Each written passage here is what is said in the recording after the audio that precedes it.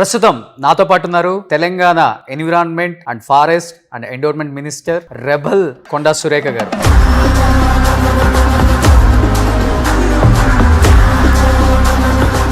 ఏం నచ్చింది సురేఖ గారిలో అంత మంచి క్వాలిటీ? ఇంట్లో నన్ను పట్టుకొని క్వాలిటీ.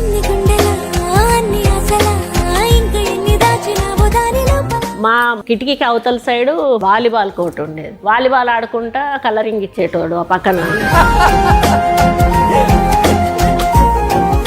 తర్వాత మాట్లాడుకోవడం స్టార్ట్ అయినాక మాత్రం నేను కాలేజ్కి వెళ్ళడమే మానేసిన. ఇద్దరం కలిసి డైరెక్ట్ ఐస్ క్రీమ్ పార్లరు. గుర్తుకొస్తున్నాయి.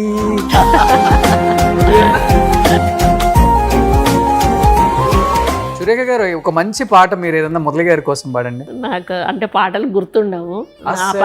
గుర్తుకురాదు నా కళ్ళకు ముందు నువ్వు ఉండగా, నీలో ఉంది నా ప్రాణం, అది నీకు తెలుసుగా.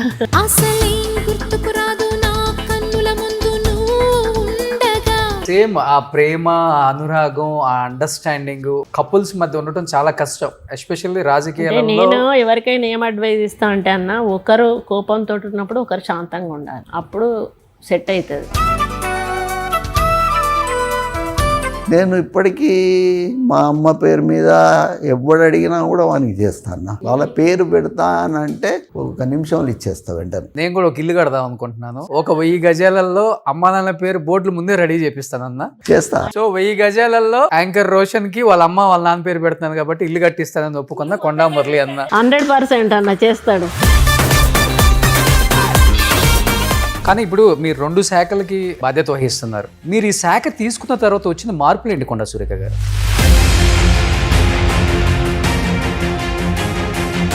ప్రతిపక్షాలేమో అధర్మ శాఖ మంత్రి అంటే కొండా సురేఖ అంటున్నారు, దైవ ద్రోహ శాఖ మంత్రి అంటే కొండా సురేఖ అంటున్నారు. ఎందుకు? ఆ పార్టీ ఏంటంటే దేవుడితో రాజకీయం చేసే పార్టీ. దేవుని పెట్టుకొని రాజకీయం చేయడం అనేది సరైనది కాదు. బట్ బయట ఒక నానుడు ఉంది, కేవలం ఆ శాఖలకు మాత్రమే కొండా సురేఖ మంత్రి, ఆ శాఖల్లో ఉన్న అధికారులు మొత్తం కూడా సీఎం రేవంత్ రెడ్డి గారి కనుసైగల్లోనే పనిచేస్తుంటారు. ఆమెను అనగదొక్కే ప్రయత్నం అయితే ఎక్కువ జరుగుతుంది కాంగ్రెస్ పార్టీలో అనే నానుడికి ఏం చెప్తారు మీరు? లేదండి, తప్పండి. ఆయన ఏ రోజు కూడా, ఏ ఒక్క రోజు కూడా ఈ ఫైల్ ఏంటి, ఆ ఫైల్ ఏంటి అనేది అడిగిన సందర్భం లేదు. ఇప్పుడు పొంగులేటి శ్రీనివాస్ రెడ్డితో మీకు గొడవ క్లియర్ అయినట్టేనండి? గొడవేం లేదు, కొంత డిసప్పాయింట్ సడన్గా నాకు అన్ఎక్స్పెక్టెడ్గా జరిగే వరకు. బయట బాగా వినిపిస్తుంది, ఏ కాంగ్రెస్ లీడర్కి కూడా న్యాయం జరగట్లేదు, పాత టీడీపీ నాయకులకు మాత్రం ఇక్కడ న్యాయం జరుగుతుంది, పదవులు కూడా వాళ్ళకే వస్తున్నాయి. మీరేం చెప్తారు? కొంత ఉంది కానీ బయట చెప్పడం పద్ధతి కాదు. మీ లైఫ్లో మర్చిపోలేదు అంటే మీ మీద ఫైరింగ్. ఎస్. ఎన్ని రౌండ్లు ఫైరింగ్ చేశారు మీ మీద? 47 అన్న.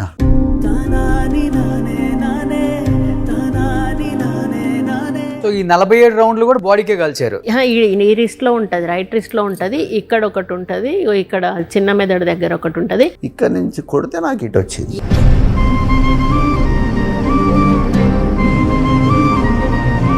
చిన్నప్పటి నుంచి ఆయన సుఖపడలేదన్న. మాకు తెలియకపోయేదన్న 10 రోజులు ఎక్కడున్నాడు. మీరు చూసిన లీడర్స్లలో ది బెస్ట్ ముఖ్యమంత్రులు అంటే ఎవరి పేరు చెప్తారు మీరు? రాజశేఖర్ రెడ్డి గారు. రాజశేఖర్ రెడ్డి అటువంటి మనిషి ఇక దొరకడన్న ఎవరికి, అంత మట్టుకు గ్యారంటీ చెప్తా.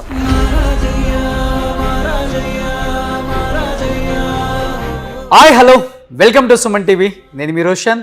ప్రస్తుతం నాతో పాటు ఉన్నారు Telangana environment and forest and endowment minister rebel Konda Surekha garu. నమస్తే అండి. చూస్తుంటే ఎప్పుడు నిండుతనం ఉట్టిపడుతుంది అట్లా. అంటే నేను ఒక ఎమ్మెల్యేని ఇన్నిసార్లు గెలిచాను, ఇంతకుముందు రాజశేఖర రెడ్డి గారి గవర్నమెంట్లో కూడా మంత్రిగా చేశాను, ఇప్పుడు మంత్రిని, ఒక రెబల్ అని బయట మాట్లాడుకోవడం తప్పితే మిమ్మల్ని ఒకసారి కలిసిన తర్వాత మాత్రం తెలుస్తుంది మనం విన్నదానికి మనం చూసిన దానికి కొంచెం కూడా మ్యాచ్ అవ్వట్లేదే అని చాలా మంది చెప్తుంటారు. మీకు కూడా చెప్తుంటారా? వచ్చి నన్నే అడుగుతారు డైరెక్ట్, ఎందుకు ఇంత సింపుల్గా ఉంటారు మీరు? చాలామంది చిన్న పదవి వచ్చినా కూడా చాలా గర్వంగా అట్లా ఫీల్ అవుతారు, సరిగా మాట్లాడరు అట్లా. అంటే నేను అంటాను, రాజకీయం అనేది శాశ్వతం కాదు. నేను ఒక వైఫ్ స్థాయి నుంచి అనుకోకుండా రాజకీయాల్లోకి వచ్చాను. మరి రాజకీయం ఇదే పదవితో పోతామనేది నమ్మకం లేదు. ఎప్పుడో దగ్గర మళ్ళీ నేను హౌస్ వైఫ్గా రిటర్న్ అవుతాను. ఈ మధ్యలో ఉన్న ఈ చిన్న పదవి కోసం మన స్టేచర్ని ఎందుకు మార్చుకోవాలి, మన బాడీ లాంగ్వేజ్ని ఎందుకు మార్చుకోవాలి, ఆర్టిఫిషియల్గా మనం ఎందుకు బిహేవ్ చేయాలి, యాజ్ ఇట్ ఈస్గా న్యాచురల్గా నేను ఒక హౌస్ వైఫ్గా ఎట్లా ఉన్నానో అలాగే ఉంటాను. నా పదవి బాధ్యతలు ఏమన్నా ఉంటే స్వీకరిస్తాను. జనంతో మాట్లాడేటప్పుడు నార్మల్గానే మాట్లాడతాను. మనం ఏదో వాళ్ళ మీద అధికారము పెత్తనము అలా చేస్తే మనకు వచ్చేదేముంది, ఏమీ లేదు. మనకు ఇచ్చినప్పుడు మనకు వాళ్ళ పనులు చేసేటప్పుడు కూడా సాఫ్ట్గా ఉండాలి. నేను అదే అంట, మనం ఎప్పుడు కూడా శాశ్వతం అని అనుకోకూడదు. వచ్చే పదవి వార్డ్ మెంబర్లు అటువంటి వాళ్ళు కూడా ఒకలాంటి బాడీ లాంగ్వేజ్ మారిపోతుంది. నేను అదే అంటే ఎప్పుడు కూడా గర్వం అనేది రాకూడదు మనలోకి. గర్వం వచ్చింది అంటే మన అంటే ఫ్యూచర్ని మనం కోల్పోతాం.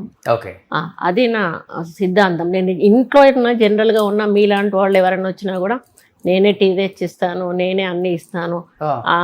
ఇంట్లో హౌస్ వైఫ్ లాగానే ఉంటాను. ఎమ్మెల్యేగా ఉన్నప్పుడు అంతే, మినిస్టర్గా ఉన్నప్పుడు అంతే, ఇంకా ఎంపీపీగా ఉన్నప్పుడైతే కింద వాకిలి కూడా ఊడ్చుకునేదాన్ని. కింద వాకిలి ఊడ్చేదాన్ని, బయట అలుగు చల్లేదాన్ని, ముగ్గు పెట్టేదాన్ని, ఇల్లంతా తుడుచుకునేదాన్ని, వంటలు చేసేదాన్ని.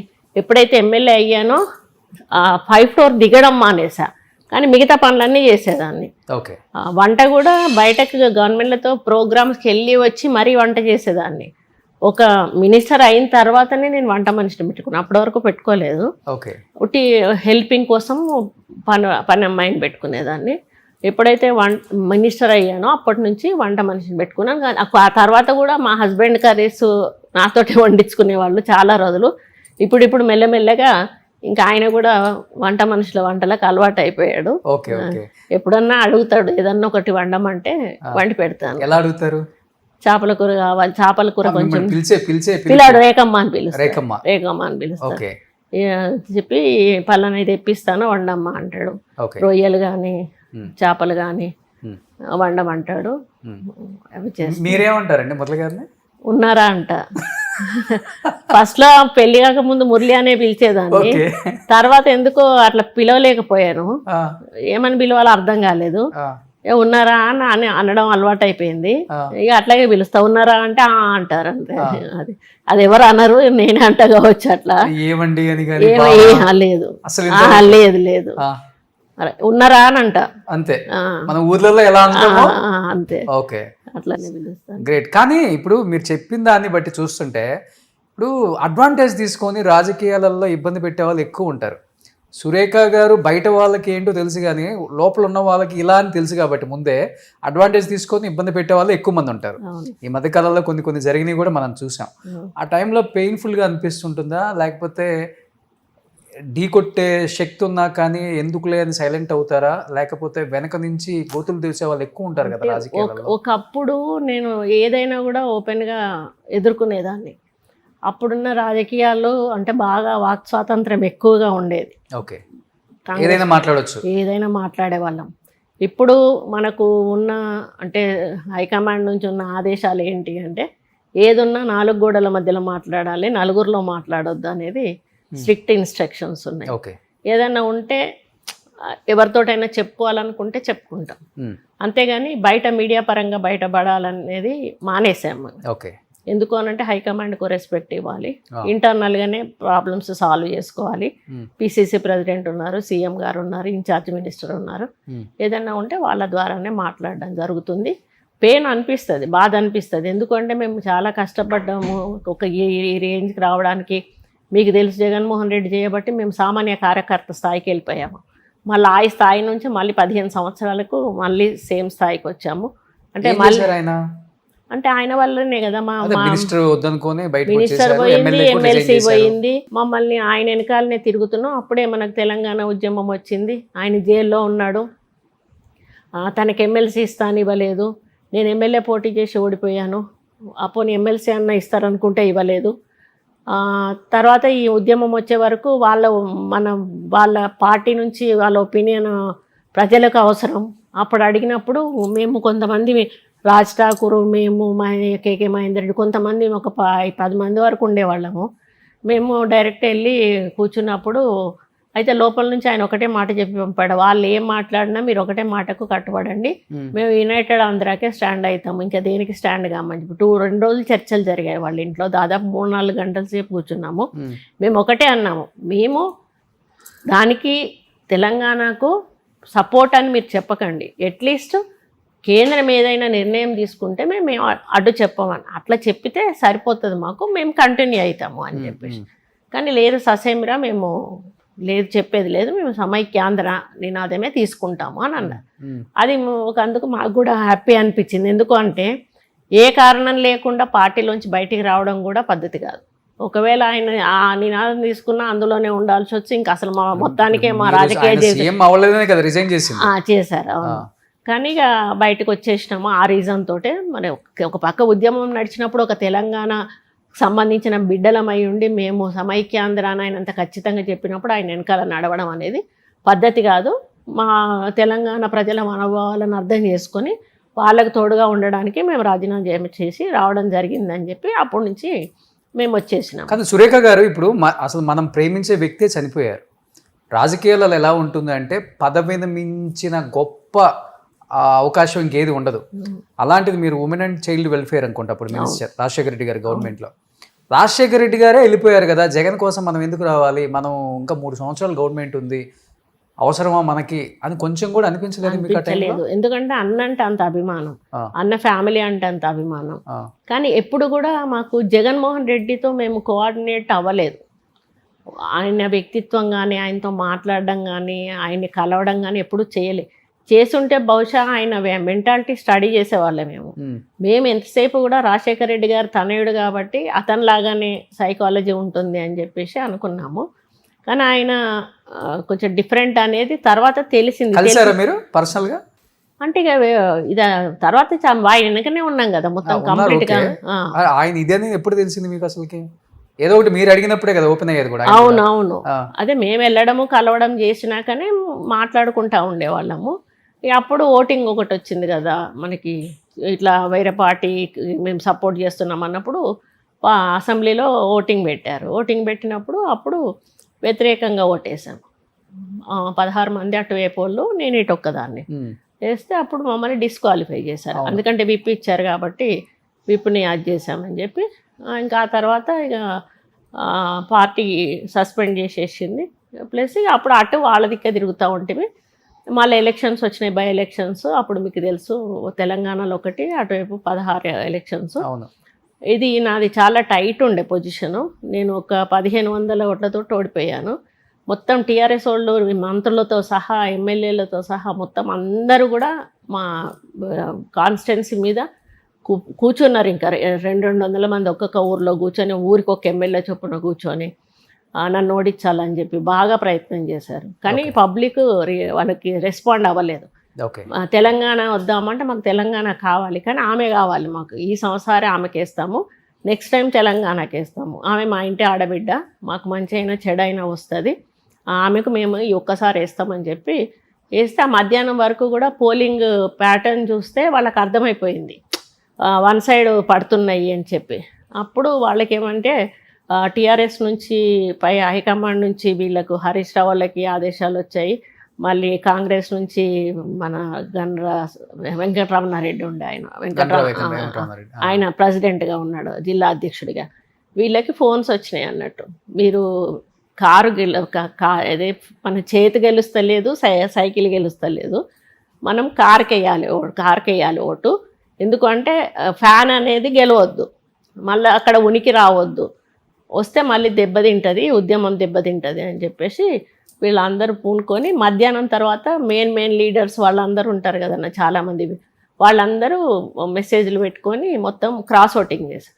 అందుకే జస్ట్ 1500 ఓట్లు, నాకు ఒక 800 ఓట్లు వస్తే నేను గెలిచేదాన్ని. అయితే నేను అసలు అప్పుడున్న మూమెంట్కి ఒక 30-25 వేల ఓట్ల డిఫరెన్స్ వస్తుంది అనుకున్నా.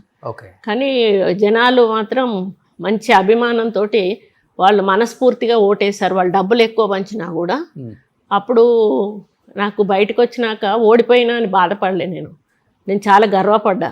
ఎందుకు అనంటే మా అభిమానం ఇంత ఉందా, అసలు మా కొండా దంపతులు అంటే ఇంత అభిమానం ఉందా అంటే. ఎప్పుడు కూడా జనరల్ ఎలక్షన్లలో తెలిసేది కాదు కదా, ఇండిపెండెంట్గా ఒక్కటే ఎలక్షన్ అయ్యే వరకు తెలంగాణలో దాన్ని అసలు ఎట్లా ఉంటుంది అనేది మాకు తెలిసింది. మేము ప్రచారానికి వెళ్ళినప్పుడు కానీ అట్లాంటప్పుడు వాళ్ళు చెప్పేవాళ్ళు అన్నట్టు. ఒక ఆమె దగ్గరికి వెళ్తే నువ్వు ఓటేస్తావా అమ్మ అంటే నీకేస్తా బిడ్డ, నేను హాస్పిటల్లో ఉంటే నాకు వచ్చి 2000 ఇచ్చి వెళ్ళావు, నువ్వు నాకు పిల్లి గారిస్తే నా దగ్గర డబ్బులు లేవు, అప్పుడు నువ్వు ఇచ్చిన డబ్బులతో మందులు కొనుక్కొని నేను బతికినా అని చెప్పేసి. ఒక ఆమె ఏమో వాళ్ళ ఊరికి వెళ్ళినప్పుడు లేదు ప్రచారానికి, పక్క ఊర్లో అయ్యేటప్పుడు వచ్చింది. నేను కింద దిగి నడిచి వెళ్తుంటే నాకు ఎదురొస్తూ ఉంది. సురేఖ వేది అనుకుంటూ వస్తుంటే నేనే అమ్మ సురేఖ, నువ్వా బిడ్డ, నువ్వే గెలుతావు బిడ్డ, నీకే ఓటేస్తా, ఏ ఊరవ్వా అంటే పక్క ఊరు పేరు. అదేంది నిన్న నేను అక్కడికి వచ్చినా కదా అంటే నేను అప్పుడు లేని బిడ్డ, అందుకే చూసిపోదామని ఇక్కడ దానికి వచ్చిన, నేను చచ్చిపోతే నన్ను కాలేయడానికి నువ్వు రావాలి కదా, అందుకే నీకేస్తా అన్నాడు. ఇంకొక ఆయన దగ్గరికి వెళ్ళి పెద్ద మనిషి, ఆయన తాడు పేనుకుంటా నా మొహం కూడా చూస్తలేడు. తాత నీ ఓటు ఎవరికి అని అన్నా. ఇంకెవరికి కొండ సురేఖకి వేస్తా అన్నాడు. అంటే కొండ సురేఖ గుర్తు మారింది కదా తాత అన్న. కొండ సురేఖ ఏ గుర్తుకు నిలబడితే నేను ఆ గుర్తుకు వేస్తా అన్నాడు. అప్పుడు నేనే తాత కొండ సురేఖనంటే, నువ్వా బిడ్డ గెలుతావు పో, నీకు ఏ రంది లేదు, మేము ఉన్నాం, మేము వేస్తాం. ఇట్లాంటి అనుభవాలు. ఒక ఆమెమో మాకు మనమడు 21st డేకి వచ్చి ఉయ్యాలు వేసినామని, ఒక ఆమెమో నా బిడ్డ శారీ ఫంక్షన్కి వచ్చి, అంటే నాకు ఏంటంటే ఊర్లలో వాళ్ళు కొంచెం లేట్గా తయారవుతారు కదా, ఈ టైంలో నేను పోయే వరకు రాకపోతే లోపలికి వెళ్ళిపోయి పిల్లల్ని తయారు చేయడం, పెళ్లి పిల్లల్ని తయారు చేయడం, వాళ్ళకి జడలు వేయడం, చీరలు కట్టడం, ఇట్లాంటివన్నీ చేస్తా అన్నట్టు. నేను వాళ్ళు నా బిడ్డకు జడేసినావు, నువ్వు నా బిడ్డ పెద్ద మనిషి అయినప్పుడు వచ్చి జడేసినావు, లేకపోతే పెళ్లి కూతురు నా బిడ్డ పెళ్ళికి చీర కట్టినావు, ఇట్లాంటివన్నీ చెప్తుంటే చనిపోయినప్పుడు వచ్చి డబ్బులు ఇచ్చినావు, ఇవి చెప్తుంటే నేను అనుకున్న ప్రజలు గుర్తుపెట్టుకోరు కావచ్చు అనుకున్నా. కానీ అప్పుడు అర్థమైంది, అంటే మనం ఇచ్చిన అంటే హెల్ప్ చేసిన కుటుంబం అనేది ఎప్పుడూ మర్చిపోదు అని చెప్పేసి. అట్లా నాకు చాలా ఎక్స్పీరియన్స్ అయింది. అంతకుముందు మా ఆయన డబ్బులు ఇవ్వమంటే ఈయనేంటి ఊరికే పంచమంటున్నాడు అనుకునేది. అప్పటి నుంచి మా ఆయన 1000 ఇవ్వమంటే 2000 ఇవ్వడం అలవాటు చేసుకున్నాను. అంటే దాని ఎఫెక్ట్ అనేది ప్రజల్లో ఉంటుంది, వాళ్ళు మర్చిపోలేరు అని చెప్పేసి. నిన్న వెళ్ళాను ఒక మెటర్నిటీ హాస్పిటల్, 2 పిల్లలు కవల పిల్లల్ని ఇద్దరిని ఇట్లా ఎత్తుకుంటే వాళ్ళ అమ్మమ్మ నానమ్మ సంతోషపడుతున్నారు. నా మన్మరాళ్ళు ఎంత అదృష్టవంతులు, మా మేడం చేతిలోకి పోయారు, మా మేడం ఎత్తుకుంది అని చెప్పి. అంటే చాలా అభిమానం ఉంటుంది మహిళలలో, ఇంకెక్కువగా ఉంటుంది నా మీద అభిమానం. ఎందుకంటే వాళ్ళతో చాలా ఫ్రెండ్లీగా మూవ్ అవుతాను. ఇంకా ఓల్డ్ ఏజ్ పీపుల్ అయితే చాలా, అంటే ఇక పోగానే హత్తుకుంటారు. వాళ్ళ బలం మన దగ్గర ఉండదు, విడిపించుకుందామన్నా విడిపించుకోలేము, అంత గట్టిగా హక్ చేసుకుంటారు వాళ్ళు. కానీ కొండ సురేఖ గారు ఇప్పుడు రాజశేఖర రెడ్డి గారి గవర్నమెంట్లో ఇదే కాంగ్రెస్ గవర్నమెంట్లో మంత్రిగా ఉన్నారు, ఇప్పుడు రేవంత్ రెడ్డి గారు ముఖ్యమంత్రిగా ఇదే కాంగ్రెస్ గవర్నమెంట్లో మంత్రిగా ఉన్నారు.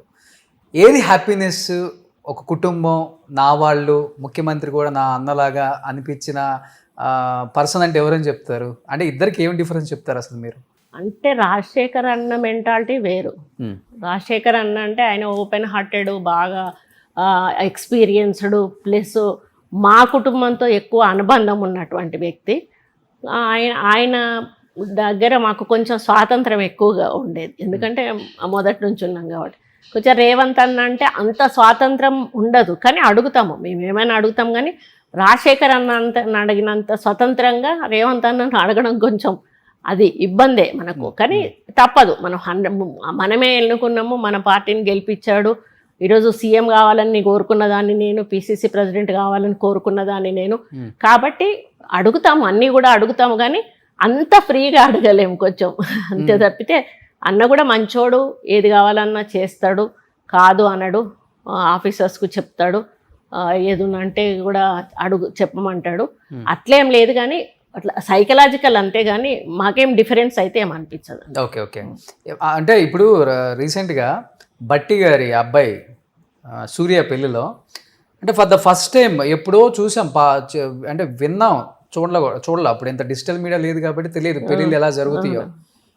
ఒక డిప్యూటీ సీఎం ఇంట్లో పెళ్ళి అయితే సీఎం భార్య గారు, పిల్లలు, లేకపోతే మీరు, లేకపోతే సీతక్క, లేకపోతే రాజ్ ఠాకూర్ వాళ్ళ వైఫ్, అంటే అన్ని రకాల శాఖలకు సంబంధించిన మంత్రులు, వాళ్ళ భార్యలు, పిల్లలు, ఆంధ్ర సైడ్ ఉన్న వాళ్ళు కూడా వచ్చారు కదా. ఎప్పుడు జరగల, ఫర్ ద ఫస్ట్ టైం అది. అంటే ఇంటో హల్దీ అప్పుడు కానీ, పసుపు కొట్టినప్పుడు, లేకపోతే చిన్న చిన్న ఫంక్షన్స్ కూడా. ఏమనిపించింది ఆ గెట్ టుగెదర్ అదంతా చూసినప్పుడు? చాలా హ్యాపీగా అనిపించింది. ఎందుకు అని అంటే అట్లాంటి అకేషన్స్ చాలా తక్కువ వస్తాయి. ఆ అకేషన్స్కి అన్నిటికీ అందరినీ పిలవరు. ఏది మ్యారేజ్కి వెడ్డింగ్కి మాత్రమే పిలుస్తారు. కానీ మార్వాడీస్ అంటారు కదా, మార్వాడీస్ ఎందుకంటే కాంగ్రెస్ లో దూరం అందరికి ఒకరికొకరికి పొంతం లేదు. ఈ కాంగ్రెస్ గవర్నమెంట్ లో ఒకరికొకరు అంత రైవల్రీ, శత్రుత్వం ఎక్కువ అన్నారు కాబట్టి ఎగ్జాంపుల్ అడిగాను. అంటే కొంత క్రియేషన్ ఉందన్న. ఇప్పుడు ఈ మనకి సోషల్ మీడియాలో అన్నీ కరెక్ట్ కావు. కొంతమంది ఇక పేర్లు చెప్పడం అవసరం లేదు, కానీ అసలు విషయానికి సంబంధం లేని మాట్లాడుతూ ఉంటారు. మనం వాళ్ళని కట్ చేసినాం అనుకోండి, వాళ్ళ పేరును బయటికి తీసుకొచ్చి ఏదో గొప్పోళ్ళని చేసినాం అవుతామని నేను చాలా వరకు వాటికి రియాక్షన్ కూడా మేము. ఎందుకు అని అంటే అది అసలు మనకు విషయమే కాదు, అది కాని విషయాన్ని వాళ్ళు ఏదో ఎక్స్పోజ్ చేస్తారు. కొంతమంది కొన్ని నిజాలు మాట్లాడతారు, అయినా కూడా మేము మాట్లాడము. ఎందుకంటే ఏదైనా మళ్ళీ మనం రిప్లై ఇస్తే మళ్ళీ దానికి ఇంకొక రిప్లై వస్తుంది. అందుకని మేము వదిలేస్తాం. యూట్యూబర్స్లు చేసినవన్నీ కూడా మేము వదిలేస్తాము. ఏదైతే ఉందో అందరూ కూడా పిలువరు అన్ని పెళ్ళిళ్ళకు. జస్ట్ పెళ్లి కూతురుకు కూడా కొంతమందే పిలుస్తారు. ఓన్లీ పెళ్ళికి మాత్రమే 90% పెళ్ళికే పిలుస్తారు. బట్ అన్న ప్రతిదానికి పర్సనల్గా వచ్చి ఇచ్చాడు ఇంటికి కార్డు. అది గ్రేట్. ఎందుకు అంటే ఆయన ఒక డిప్యూటీ సీఎంగా he can send the card with anyone and ఫోన్లో మెసేజ్ చేయడమో ఫోన్లో మాట్లాడి చెప్పడమో చేయొచ్చు. ఆయన వచ్చినప్పుడు నాకే ఇబ్బంది అనిపించింది. అన్న మీరెందుకు వచ్చారు, మీరు ఒక మాట ఇట్లా కాకితో కబురు పంపిస్తే నేను వస్తా కదా అంటే, లేదు అట్లా ఉంటుంది, అట్లా కాదు. తను ఫస్ట్ వచ్చినప్పుడు భార్య తను వచ్చి బట్టలు పెట్టి వెళ్ళారు ఎంగేజ్మెంట్ అప్పుడు, పెళ్ళప్పుడు తను ఒక్కడే వచ్చి వెళ్ళాడు. అది నాకు చాలా హ్యాపీగా అనిపించింది. ఎందుకంటే ఇప్పటికీ మనం ఈ కల్చర్ ఏది వాట్సాప్ కల్చర్ ఎక్కువైపోయింది కదా ఇన్విటేషన్లలో, కానీ ఆయన అట్లా తీసుకోలేదు. ఆంధ్ర సైడ్ కాంగ్రెస్ సీనియర్ లీడర్లను కూడా చాలా మందిని ఆయన పిలిచారు. మీరు ఆ రోజు చూశారు కదా, అది చాలా హ్యాపీ అనిపించింది. ఎందుకంటే అందరినీ ఒక దగ్గరికి తీసుకొచ్చి ఒక వేదిక మీద నించోబెట్టి ఒక మంచి వాతావరణంలో ఆయన కొడుకు పెళ్లి చేయడం అనేది చాలా హ్యాపీగా అనిపించింది. ఇక్కడే కాకుండా మళ్ళీ ఖమ్మంలో కూడా ఆయన పెద్ద ఎత్తున మళ్ళీ రిసెప్షన్ చేశారు. అది కూడా హ్యాపీ అనిపించింది. ఇక్కడికి కూడా ఖమ్మం వాళ్ళు చాలా వచ్చారు. స్టేజ్ మీద పాపం బాగా డిస్టర్బెన్స్ అయింది ఆయనకి. అసలు కరెక్ట్ ఫొటోస్ కూడా తీసుకోలేనటువంటి పరిస్థితి ఉంది. ఎందుకంటే ఇప్పుడు సీఎం గారి వైఫ్ గీత గారు కావచ్చు, డిప్యూటీ సీఎం గారి వైఫ్ నందిని గారు కావచ్చు, వీళ్ళిద్దరు అసలు మాట్లాడుకోరు. ఈయన సీఎం అవ్వలేదన్న కోపం ఎక్కువ ఉంది వీళ్ళ ఫ్యామిలీలో. ఒక ఇంటర్వ్యూలో కూడా ఆమె బయటపడి అంటే ఓపెన్ అయ్యారు నందిని గారు. సో వీళ్ళిద్దరు కూడా అసలు పెద్దగా మాట్లాడుకున్న సందర్భాలు, ఎక్కడ కలిసిన సందర్భాలు కూడా మనం చూడలేదు. ఒక్కసారిగా నందిని గారు గీత గారు సొంత అక్క చెల్లెల్లాగా వాళ్ళు కనిపించడం, వాళ్ళు హగ్ చేసుకోవటం, వాళ్ళ ఇంట్లో ప్రతిదానికి ఆమె కూడా ఉండటం. గీత గారు ఒక్కసారిగా మాట్లాడుకున్న వాళ్ళందరూ చాలా ఫ్రీ మెంటాలిటీ. గీతక్క నాలాగానే చాలా ఓపెన్ గా ఉంటారు, అన్ని మంచిగా షేర్ చేసుకుంటారు. నాకు ఇంకా అన్న దగ్గర కంటే అక్క దగ్గర ఫ్రీగా ఉంటాను నేను.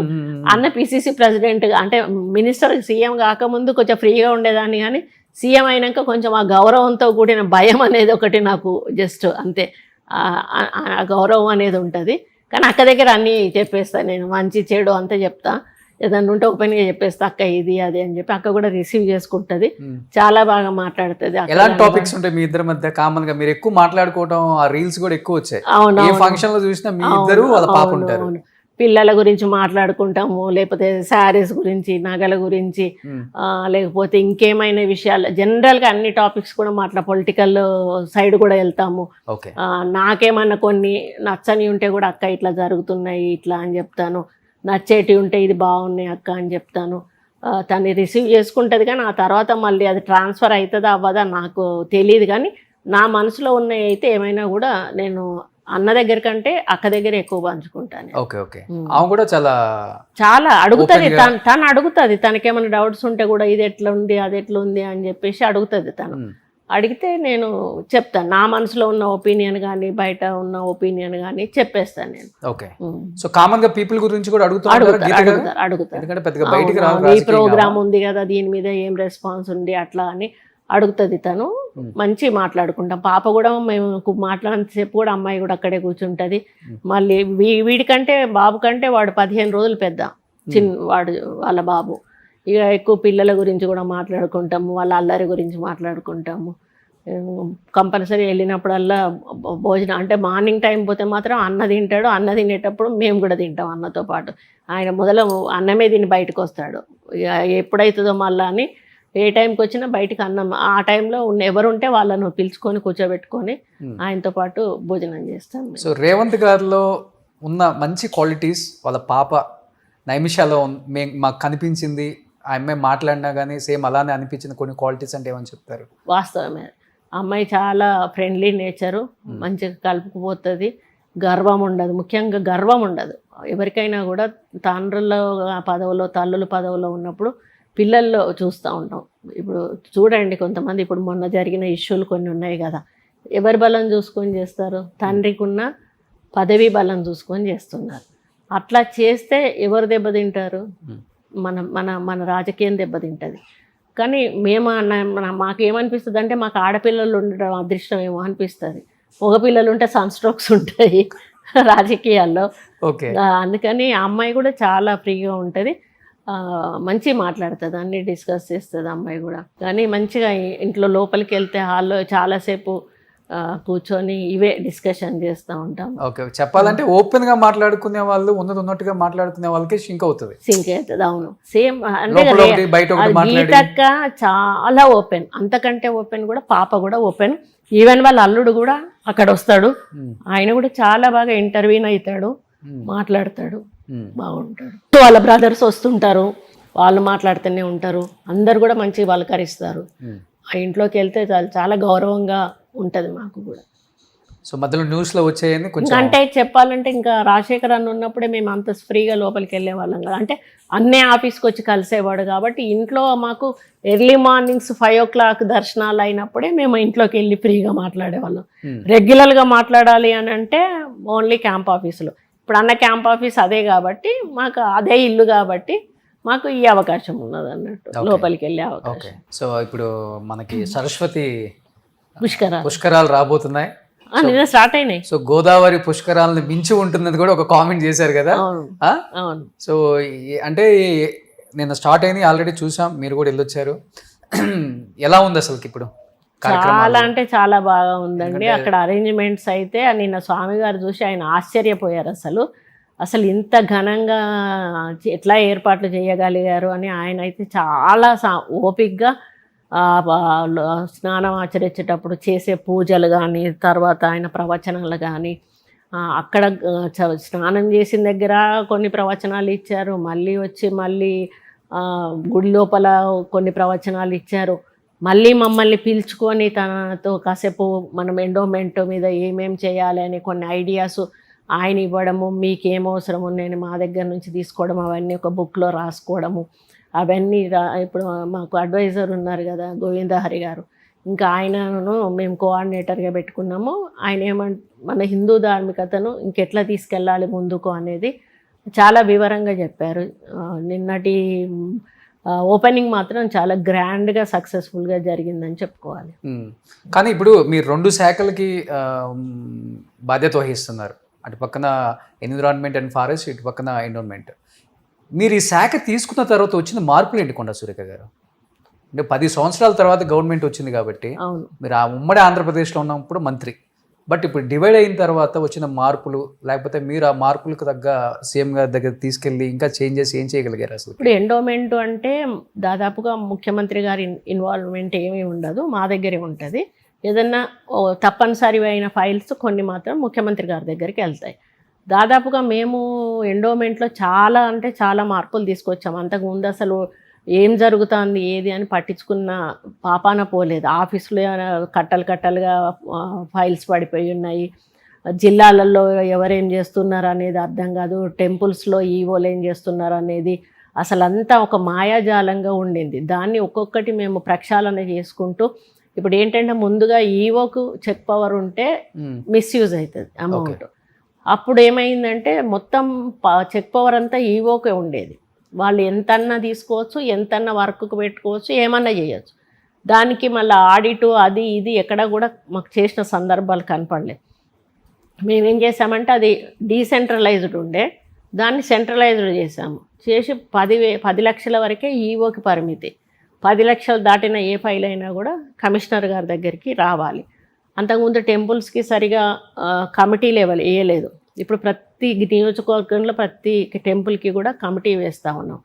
అంతకుముందు CGF కింద వాళ్ళు ఎప్పుడు కూడా లాస్ట్లో వెళ్ళేటప్పుడు SDF నుంచి ఇచ్చి వెళ్ళారు, కోట్ల రూపాయలు ఇచ్చి వెళ్ళారు. కానీ మా ముఖ్యమంత్రి రాగానే అవి క్యాన్సిల్ చేశారు. అంటే అంటే లెక్క పత్రం లేకుండా ఇచ్చేశారు అన్నట్టు. అవన్నీ క్యాన్సిల్ చేసి మాకు 10 కోట్లు SDF కింద డెవలప్మెంటల్ ఫండ్స్ కాన్స్టిట్యున్సీకి ఇచ్చారు. ఇప్పుడు మేమేం చేస్తున్నామంటే రిపోర్ట్ తెప్పించుకుంటున్నాం. ఎవరన్నా పెడితే వాళ్ళకి రిపోర్ట్ తెప్పించుకొని అక్కడ ఎంత అవసరం ఉంది ఏంది వాళ్ళ ద్వారా తెప్పించుకున్న తర్వాతనే మేము శాంక్షన్స్ ఇస్తున్నాము. పనులు కూడా చాలా వరకు నడుస్తున్నాయి. దాదాపు 300 కోట్ల రూపాయలు టెంపుల్స్కు, అంటే చిన్న ఊర్లలో ఉండే టెంపుల్స్ కానీ కొన్ని పెద్ద టెంపుల్స్కి ఏమైనా రిపేర్స్ ఉంటే కానీ అట్లాంటివి మేము చేయడం జరుగుతూ ఉన్నది. ఇక ముఖ్యమంత్రి గారు మీరు చూసారు, ఇప్పుడు సరస్వతి పుష్కరాలకు లాస్ట్ టైము 110 కోట్లు ఏమో చేశారు, ఇప్పుడు 30 కోట్లు రిలీజ్ చేశారు. బాసరకు చేశారు, భద్రాచలం చేశారు, వేములవాడకు చేశారు, కాళేశ్వరం చేశారు.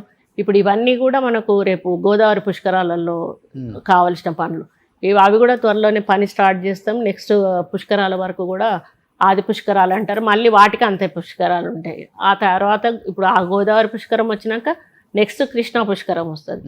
కృష్ణా పుష్కరం తర్వాత గోదావరి అంత్య పుష్కరాలు వస్తాయి, మళ్ళా కృష్ణ అంత్య పుష్కరాలు వస్తాయి. మళ్ళీ సమ్మక్కది నేను వచ్చినాక నా అదృష్టం ఇది ఇప్పటికి 2 సార్లు అయిపోయినాయి.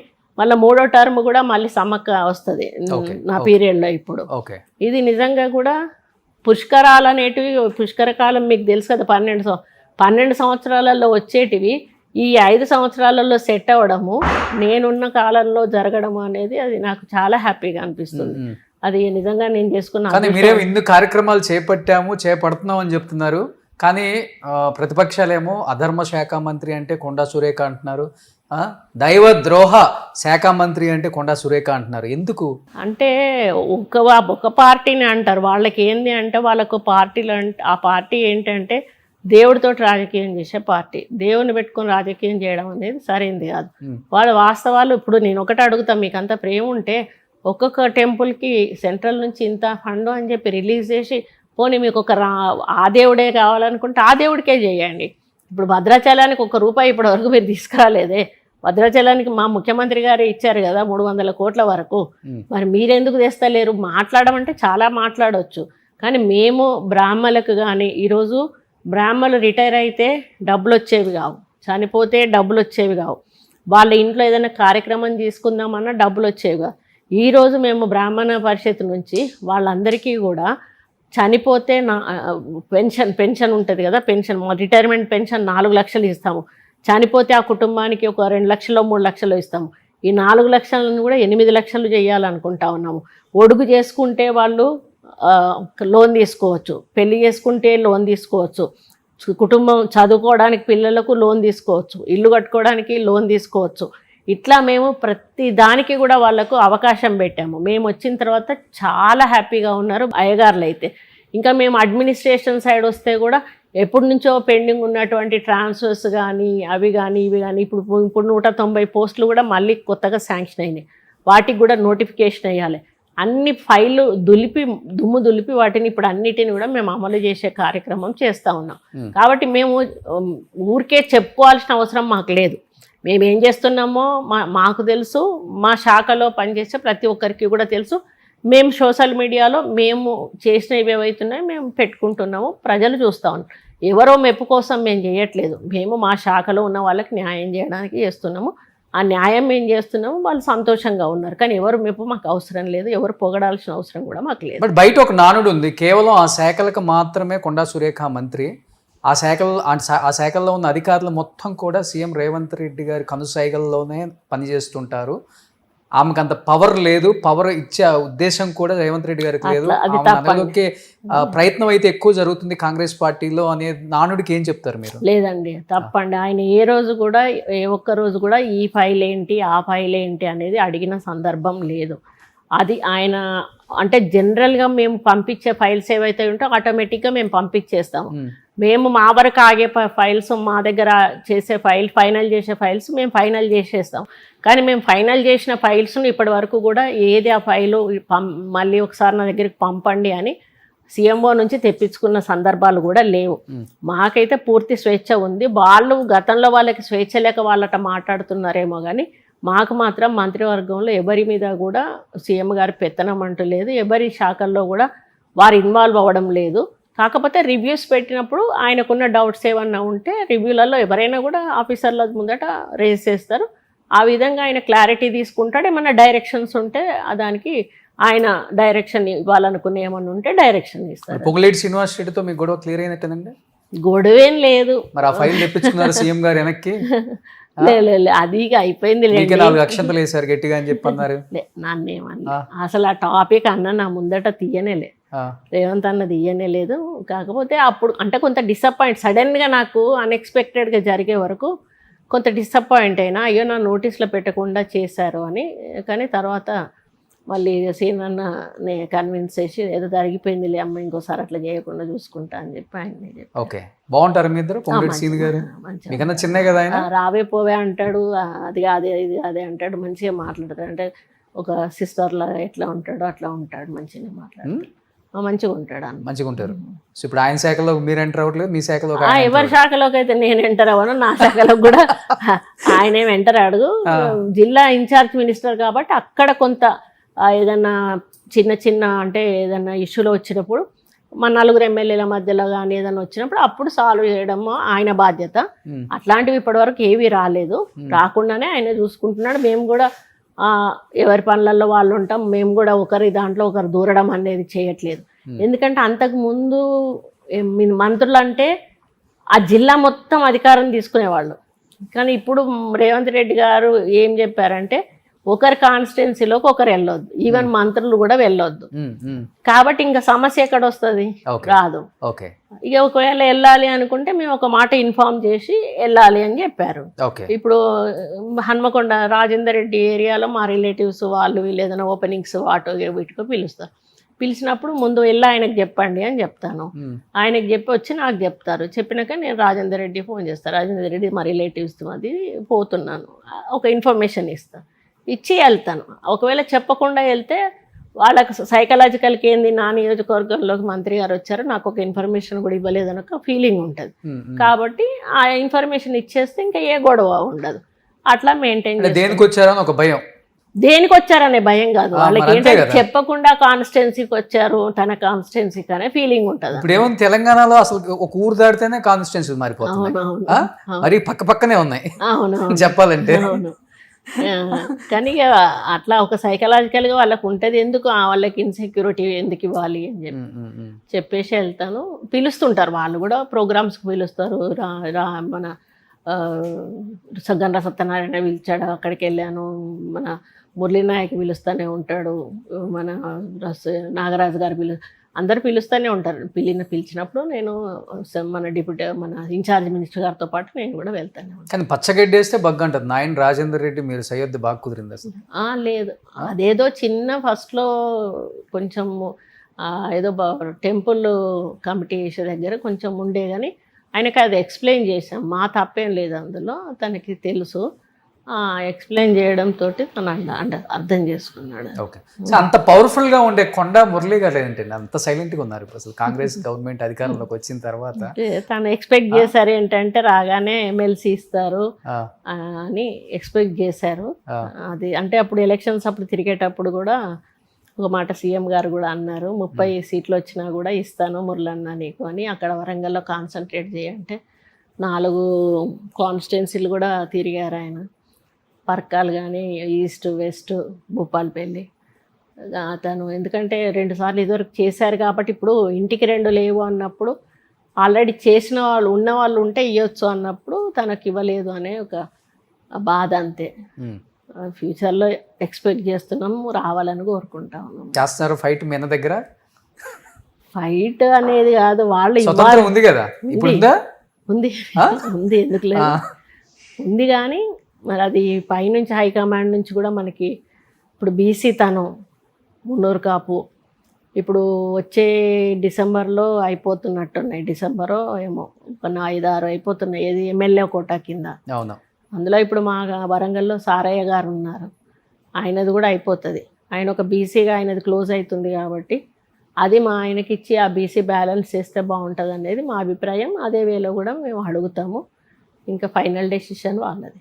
కానీ బయట బాగా వినిపిస్తుంది, కాంగ్రెస్ జెండా మోసి కష్టపడిన ఏ కాంగ్రెస్ కార్యకర్తకి, ఏ కాంగ్రెస్ లీడర్కి కూడా న్యాయం జరగట్లేదు. పాత టీడీపీ నాయకులకు మాత్రం ఇక్కడ న్యాయం జరుగుతుంది, పదవులు కూడా వాళ్ళకే వస్తున్నాయి. వేం నరేందర్ రెడ్డిని కూడా ఎక్స్ప్లెయిన్ అంటే ఒక ఎగ్జాంపుల్గా చెప్తూ రాజ్యసభ అందరూ చాలా నిరసనలు కూడా తెలియజేశారు. మీరేం చెప్తారు? అంటే కాంగ్రెస్లో పాత కాంగ్రెస్ని చూశారు, కొత్త కాంగ్రెస్ని కూడా చూస్తున్నారు కాబట్టి ఇప్పుడు బ్యాలెన్స్ అయితే చెయ్యాలండి, కొంత బ్యాలెన్స్ చెయ్యాలి. పాత కాంగ్రెస్ వాళ్ళని అయితే చెయ్యాలి, అది చేస్తేనే బాగుంటుంది అనేది, ఫ్యూచర్ ఉంటుంది అనేది అందరికి ఉంది కదా నాయకులు కదా, కొంత ఉంది కానీ బయట చెప్పడం పద్ధతి కాదు. మీరు అడిగారు కాబట్టి నేను చెప్తున్నాను. కొంత కాంగ్రెస్ వాళ్ళకైతే ఇంకా ప్రిఫరెన్స్ ఇవ్వాల్సిన అవసరం అయితే ఉంది. చెప్తుంటారా కొండా సురేఖ గారు మీకు? మిగతా నాయకులు ఉన్నట్టుగా మాట్లాడే వ్యక్తి నువ్వు తప్పితే రాజకీయాలలో మేము ఎవరిని చూడలేదు, అది మీకు మాత్రమే చెల్లుతుందని చెప్పి కొండా సురేఖ గారు అంటారు. ఎక్కడి నుంచి వచ్చింది? చిన్నప్పటి నుంచే ఉంది ఈ నైజం తల్లిదండ్రులు? నాకు మొదటి నుంచి లేదండి. మొదట్లో అయితే నేను అసలు ఎవరైనా తప్పు చేస్తుంటే చూస్తే అయ్యో నేను చూశాను అని వాళ్ళకి తెలుస్తుందని నేనే తప్పించుకుపోయేదాన్ని చూడకుండా. అట్లాంటి దాన్ని ఇంకా మీకు తెలుసు కదా, అప్పుడు బాగా రాటు తేలిపోయాము మాకు ఆ తెలుగుదేశం గవర్నమెంట్లో. అప్పటి నుంచి నాకేంటంటే ఇక ఏదున్నా కూడా కుండబద్దలు కొట్టినట్టుగా మాట్లాడడం, మనసులో ఏది దాచుకోకూడదు, ఏదైనా అనాలంటే అనేసేయాలి అంతే. అది కరెక్ట్ అయితేనే నేను అంటాను. నేను నాకు నచ్చితే నచ్చిందంట, నచ్చకపోతే నచ్చలేదు అనంట. తప్పును తప్పు అంట, ఉప్పును ఉప్పు అంట. ఏదైనా తప్పు ఉంటే ఇట్లా సరిదిద్దుకోండి అని చెప్తా. అది అట్లా చేయడం వల్లనే కేటీఆర్ నాకు టికెట్ ఇవ్వలేదు. ఆయన్ని కొన్ని సందర్భాల్లో కొన్ని సరి చేసుకుంటే మంచిది అని చెప్పి ఆయనకి, అందుకే ఆయనకే చెప్పాను, మీరు అప్కమింగ్ లీడరు కొన్ని ఆలోచించి నిర్ణయాలు తీసుకోవాలి, మీరు ఎట్లా పడితే అట్లా మాట్లాడితే అది కరెక్ట్ కాదు. ఎదుటోడు ఎవడన్నా ఏదన్నా చెప్పినప్పుడు అడిగేటప్పుడు నాలాంటి సీనియర్లను మొదలు వాడు చెప్పింది కరెక్ట్ కాదో క్లారిఫై చేసుకున్నాక నన్ను అడగాలి. మీరు అడిగేసి వెళ్ళిపోతే మాకంటూ ఒక ఆత్మాభిమానం ఉంటుంది. మీరు అబద్ధాన్ని నిజం అనుకొని అడగడం అయితే పద్ధతి కాదు.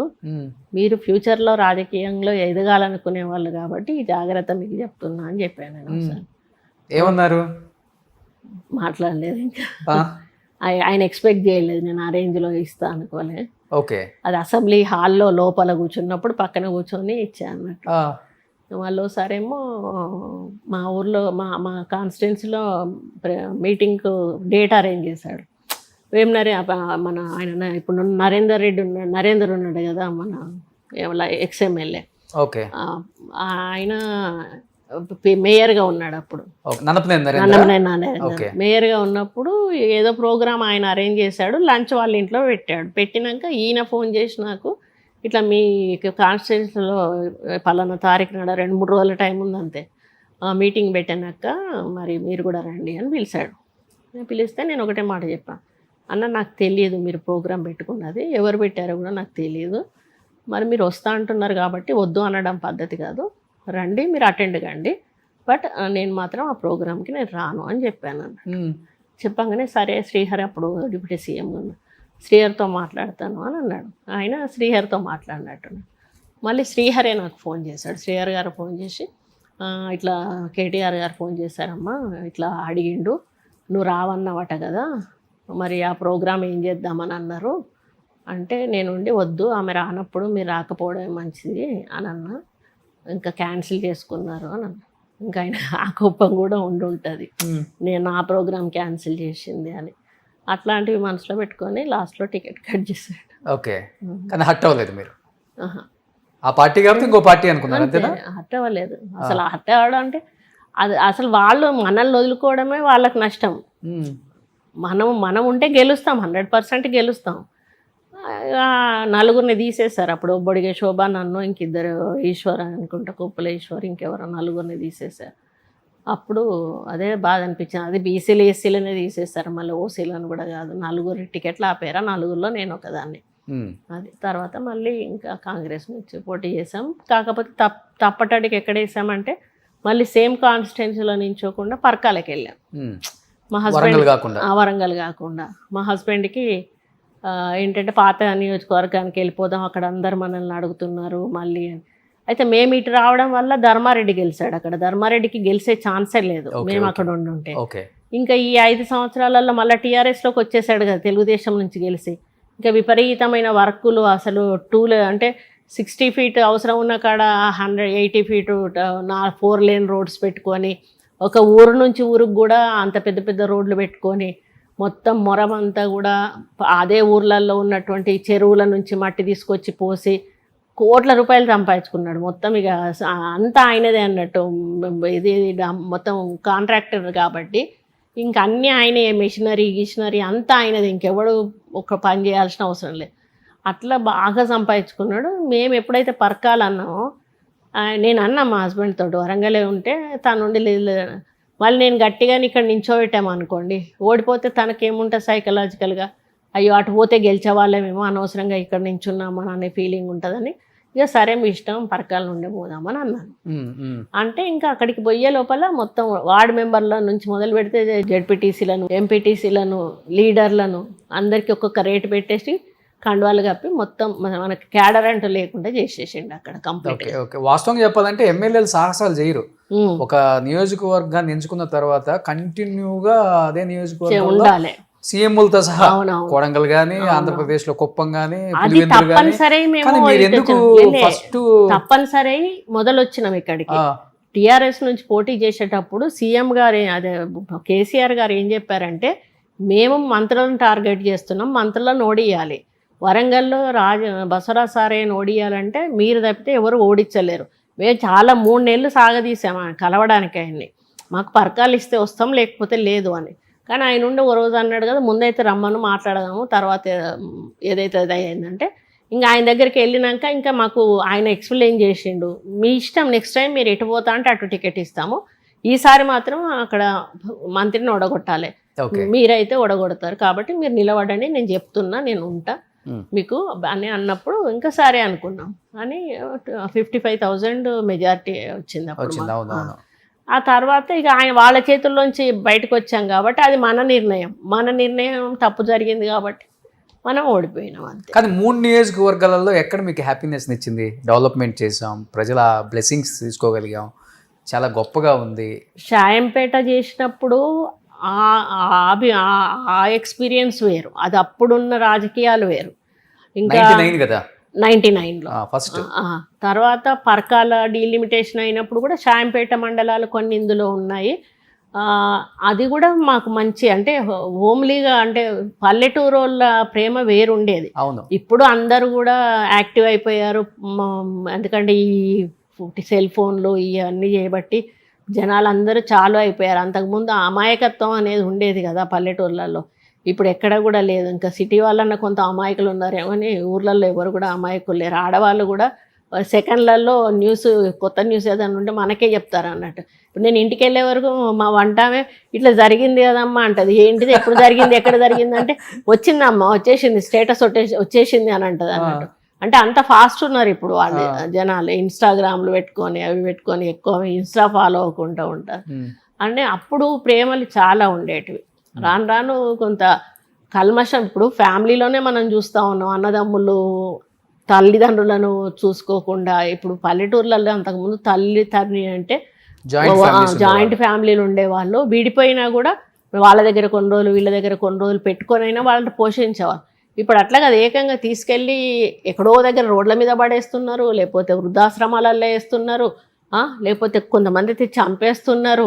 మీరు ఈ మధ్య ఒక వీడియో చూశాను, మీది ఒక ఆయన్ని అక్కడ రోడ్డు మీద వేస్తే అవును మీరు తీసుకెళ్ళి చూశాను, అది జాయిన్ చేశాను నేను. అట్లా చేశాను. మా కాన్స్టిట్యున్సీలో కూడా ఒక ఆమెను అట్లనే ముస్లిం ఆమెను రోడ్డు మీద పడేసి వెళ్ళిపోయారు. నేను వెళ్తుంటే ఆమె రోడ్డు మీద ఉంది, నేను వెనక్కొచ్చి ఏంటి అంటే ఆ చుట్టుపక్కల ఉండి కోట్ వరంగల్లో ఏంటంటే వాళ్ళ ఇక్కడ వదిలేసిపోయారు ముస్లిం ఆమె. ఎవరంటే వాళ్ళ కొడుకులు వదిలేరు. ఎంతమంది అంటే 2 కొడుకులు 1 కూతురు. రోజు అట్నుంచే వెళ్తారట కొడుకులు కూతుర్లు, అయినా ఆమెను పట్టించుకోరు. మరి ఎట్లా తింటుందమ్మా అంటే, మేమే రోజు ఎవరమన్నా కొంచెం పెడతామమ్మ. ఎట్లా పడుకుంటుంది అంటే, ఇట్లా చావిళ్ళు ఉంటాయి కదా, ఆ చావిళ్ళలో పడుకుంటుంది అని. నేను ఇక ఆమెను దిగి మా అక్కడ ఓల్డ్ ఏజ్ హోమ్స్ ఉంటాయి కదా, మాకు తెలిసి ఆయన అబ్బాయి, రేపు పొద్దున్నే వెహికల్ తీసుకొని రా, ఈమెను తీసుకొని పోదాము అని చెప్తా ఆయన తీసుకొని వచ్చాడు. నేను కూడా వచ్చి ఆమెను ఆ వెహికల్లో ఎక్కించి వృద్ధాశ్రమం దాకా వెళ్ళి ఆమెను జాయిన్ చేసి వచ్చేసా. కరెక్ట్ 14th డే ఆమె చనిపోయింది ఆమె జాయిన్ చేసినాక. నేను అక్కడికి వెళ్ళే వరకు అప్పుడు పెద్ద కొడుకు వాళ్ళందరూ వచ్చారు. ఆ వృద్ధాశ్రమం వాళ్ళు ఏం చెప్పారంటే ఆ 14 రోజులు ఆమె నోరు తెరిస్తే मेरा बेटा आया मेरा बेटा आई देखने के लिए कोई आया कोई आई. ఓకే. అది తప్పితే ఇంకొక మాట మాట్లాడలేదంట ముసలమ్మ. నాకు అసలు ఎంత బాధ అనిపించిందంటే వాళ్ళు డెడ్ బాడీ వాళ్ళ ఇంటికి తీసుకుపోయేదాకా పోయి అక్కడికి పోయినాక కోడళ్ళను వాళ్ళ కోడళ్ళను అడిగిన తుమారా బచ్చా హై నా ఏ తుమారో కైసా కరేతో కైసా లగ్తా. ఆ పిల్లని అడిగిన తుమారా అమ్మకు ఐసా బేస్తే క్యా నై దేఖ్ లేతే ఉస్కో చోడ్ దేతా అయితా అని చెప్పేసి బాగా కోప్పడి మళ్ళా దహన సంస్కారాలకు 10,000 ఇచ్చి వచ్చా. అదే చూడండి తల్లి ప్రేమ. తనకు ఏదో షెల్టర్ దొరికింది నేను తిని ఉందామని కాదు, నా కొడుకు వచ్చాడా నా కూతురు వచ్చిందా వాళ్ళని చూడాలి. అది అట్లా అయిపోయింది సొసైటీలో. ఇప్పుడు మీరు అన్నట్లుగానే ఆ ప్రేమలు బాంధవ్యాలు లేవు. ఇప్పుడు ఈ ఫారెన్ కంట్రీస్లో ఉన్న వాళ్ళు కొంచెం హై లెవెల్ దాంట్లో పెడుతున్నారు. ఎగ్జాక్ట్లీ. వాళ్ళు కూడా ఏం చెప్తున్నారు, మేము ఇంట్లో ఉంటే ఒంటరిగా ఉంటాం, బోర్ కొడుతుంది, అందుకని మేము ఇక్కడికి వస్తే 10 మందిలో ఉన్నట్టు ఉంటుంది, మాకు కూడా టైంకు ఆరోగ్యమైన ఫుడ్ ఇస్తారు, అన్నీ చేపిస్తారు యాక్టివిటీస్, కాబట్టి మాకు టైం పాస్. వాళ్ళు వచ్చినప్పుడు 4 రోజులు ఉంటారు, మమ్మల్ని చూస్తారు, పోతారు. ఎక్కడికి వెళ్తున్నాం మనం. ఏం చదువుకున్నారు కొండా సురేఖ గారు మీరు? రీసెంట్గా కూడా ఎగ్జామ్స్ రాస్తున్నారని విన్నాం. రాశాను, అయిపోయింది, ఎంబీఏ అయిపోయింది. ఎంబీఏ అయిపోయింది ఇప్పుడు? అయిపోయింది, వచ్చింది డిగ్రీ వచ్చింది. ఏదన్నా మన డాక్టరేట్కి అప్లై చేద్దామని చూస్తాను. ఓకే. అసలు నార్మల్గా ఏం చదువుకున్నారు? స్కూల్కి వెళ్ళి చదువు? నేను స్కూల్ అంటే అన్న మన ఫస్ట్లో తిరిగేవాళ్ళం. మా నాన్న ఇంజనీర్ R&B. ఆయన ఏంటంటే చాలా అంటే ఇన్నోసెంట్ అన్నట్టు. ఓకే. అప్పుడు ఫస్ట్లో సర్వే డిపార్ట్మెంట్, అప్పుడు రోడ్స్ లేవు, 150 రూపీస్ జాబ్ నుంచి చేస్తున్నాడు, ఆయనకు శాలరీ నుంచి జాబ్ చేశాడు. Okay okay. అట్లా చేస్తూ ఇక ఆఖరికి ఏమైందంటే మా స్టడీస్ వచ్చే వరకు when I was in 6th class Warangal, Nizamabad, Hyderabad 3 ప్లేసెస్కి ట్రాన్స్ఫర్ అయింది.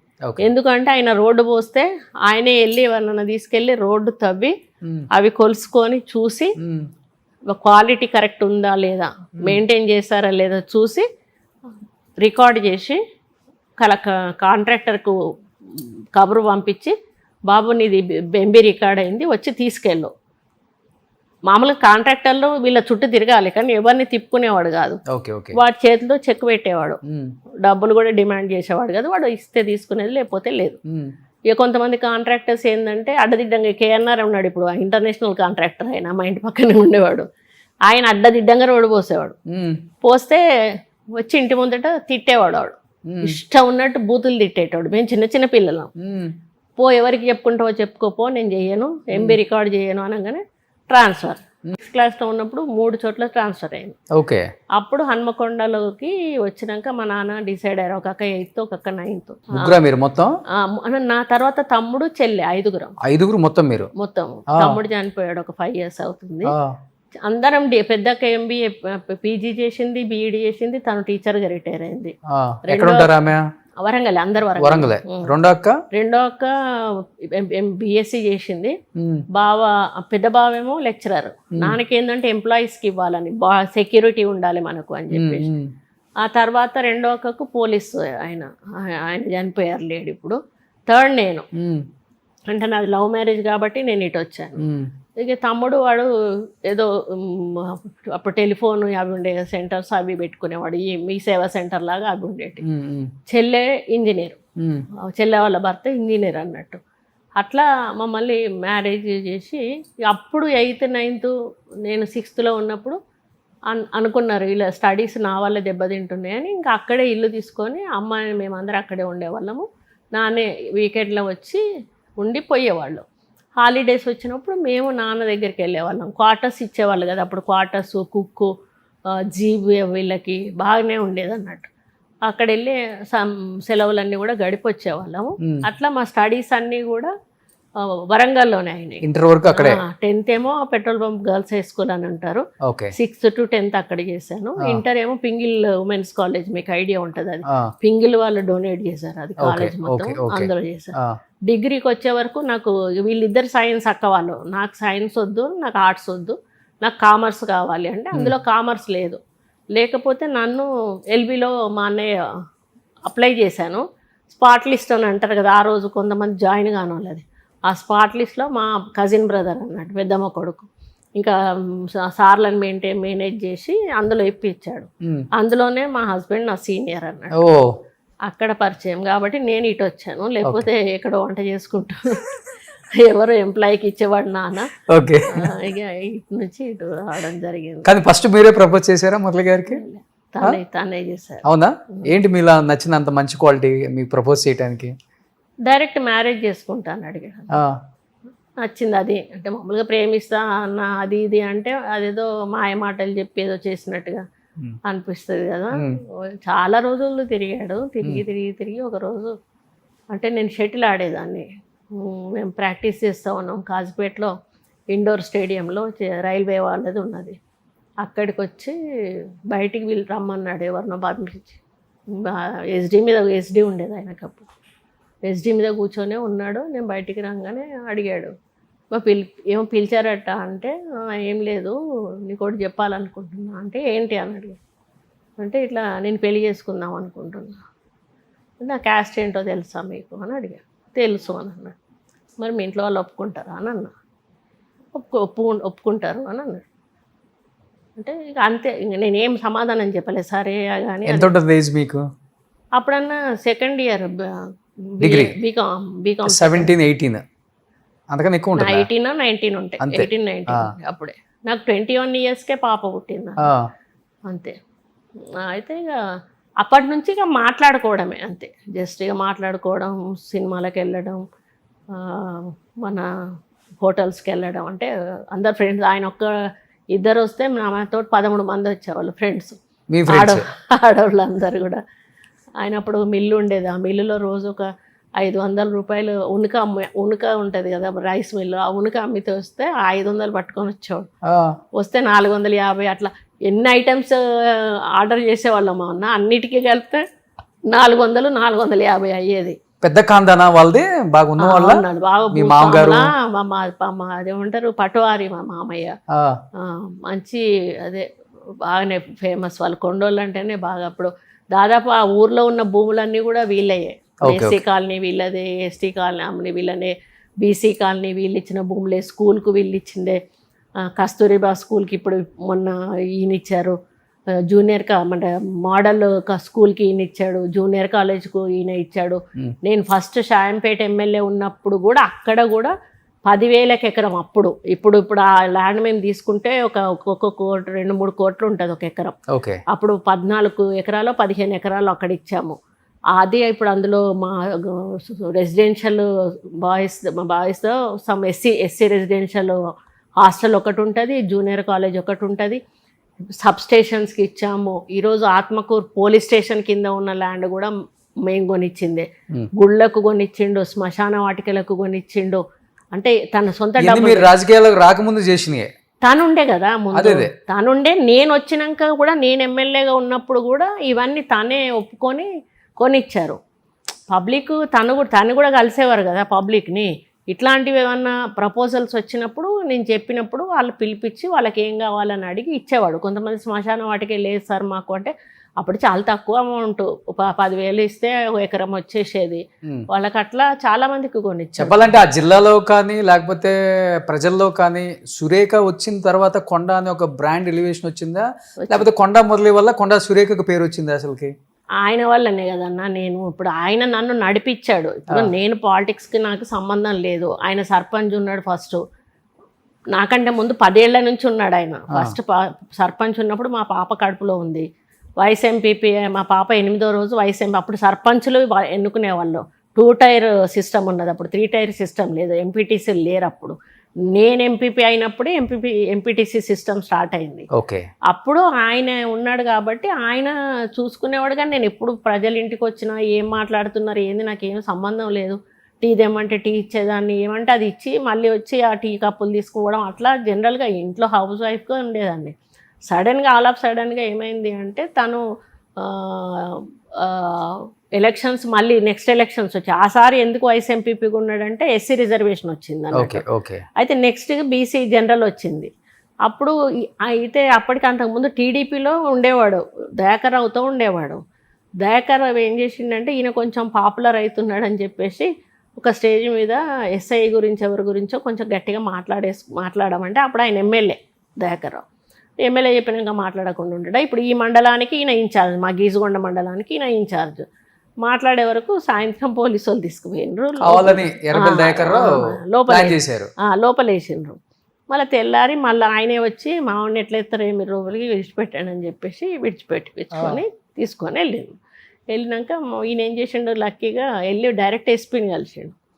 సార్ అసలు నేను ఏం చేసిన నన్ను లోపలేసిండ్రు అని అడిగిండంట. అడిగితే అదేందయ్యా మీ దయాకర్ రావే నేను ఇట్లా లోపలయ్యి నేను అనేదాకా వదిలిపెట్టకు అని చెప్పిండు. వాడు కొంచెం ఎక్కువ చేస్తాడు, ఎదుగుతాడు అని చెప్పిండు. ఇంకా అప్పుడు మా ఆయనకు అర్థమైపోయిందా, వచ్చేసిండు మా ఆయన కూడా. రండి రండి సార్ ప్లీజ్ ఒక 5 నిమిషాలు కూర్చోండి, మీ గురించి వచ్చింది ఒక 5 నిమిషాలు కూర్చోండి అంతే ప్లీజ్. రండి. ఎవర్ గ్రీన్ కాంబినేషన్ అన్నమాట. అలా చెప్తున్నారు మేడం, ఇలా ఎంట్రీ ఇచ్చేసారు. 100 సంవత్సరాలు 100 సంవత్సరాలు అందుకనే ఇప్పటికి అలానే ఉన్నారు. కాదు మొదలైనా ఏం తింటారు అన్న, ఎంత స్ట్రాంగ్ గా ఉంటారు మనిషి ఎప్పుడు కూడా. ఆయన ఏమి తినడు కాబట్టి అట్లుంటాడు ఆయన. ఫుడ్ అందరు పిచ్చి పిచ్చిగా తింటారు కదన్నా, ఆయన తినడు, అస్సలు తినడు. ఓకే, తక్కువ తింటారు, చాలా తక్కువ తింటాడు. సురేఖమ్మ చెప్తున్నారు 5-6 సంవత్సరాలు నా గురించి పోరాడి పోరాడి పోరాడి పెళ్లి చేసుకున్నారు. మీలో నచ్చిన క్వాలిటీ ఏంటంటే మురళి గారు మీరు వచ్చేసారు, ఏం నచ్చింది సురేఖ గారు అంత మంచి క్వాలిటీ? ఇంట్లో నన్ను పట్టుకొని ఇక్కడ కాదు, అప్పుడు పెళ్లికి ముందు క్వాలిటీ ఏం చూసి నచ్చింది నన్ను అని అడుగుతా ఉన్నారు. ఇంతకన్నా బాగా అందమైన వాళ్ళు కూడా నన్ను లవ్ చేసిన అక్కడ. నేనంటే పడితే వచ్చేది ఎల్బీ కాలేజీలో. ఓకే, అమ్మాయిలు ఏదో కుండా సురేఖనే చేసుకుందాము అనే నిర్ణయానికి వచ్చిన నేను. ఓకే, మా శరత్ అంటోడు ఒకడు ఉండే, అంటే మా కజిన్ బ్రదర్, వాళ్ళ కజిన్ అని చెప్పిండ్రు. అప్పటివరకు నేను అండర్గ్రౌండ్ వెళ్ళిపోదాము అనే నిర్ణయానికి వచ్చిన.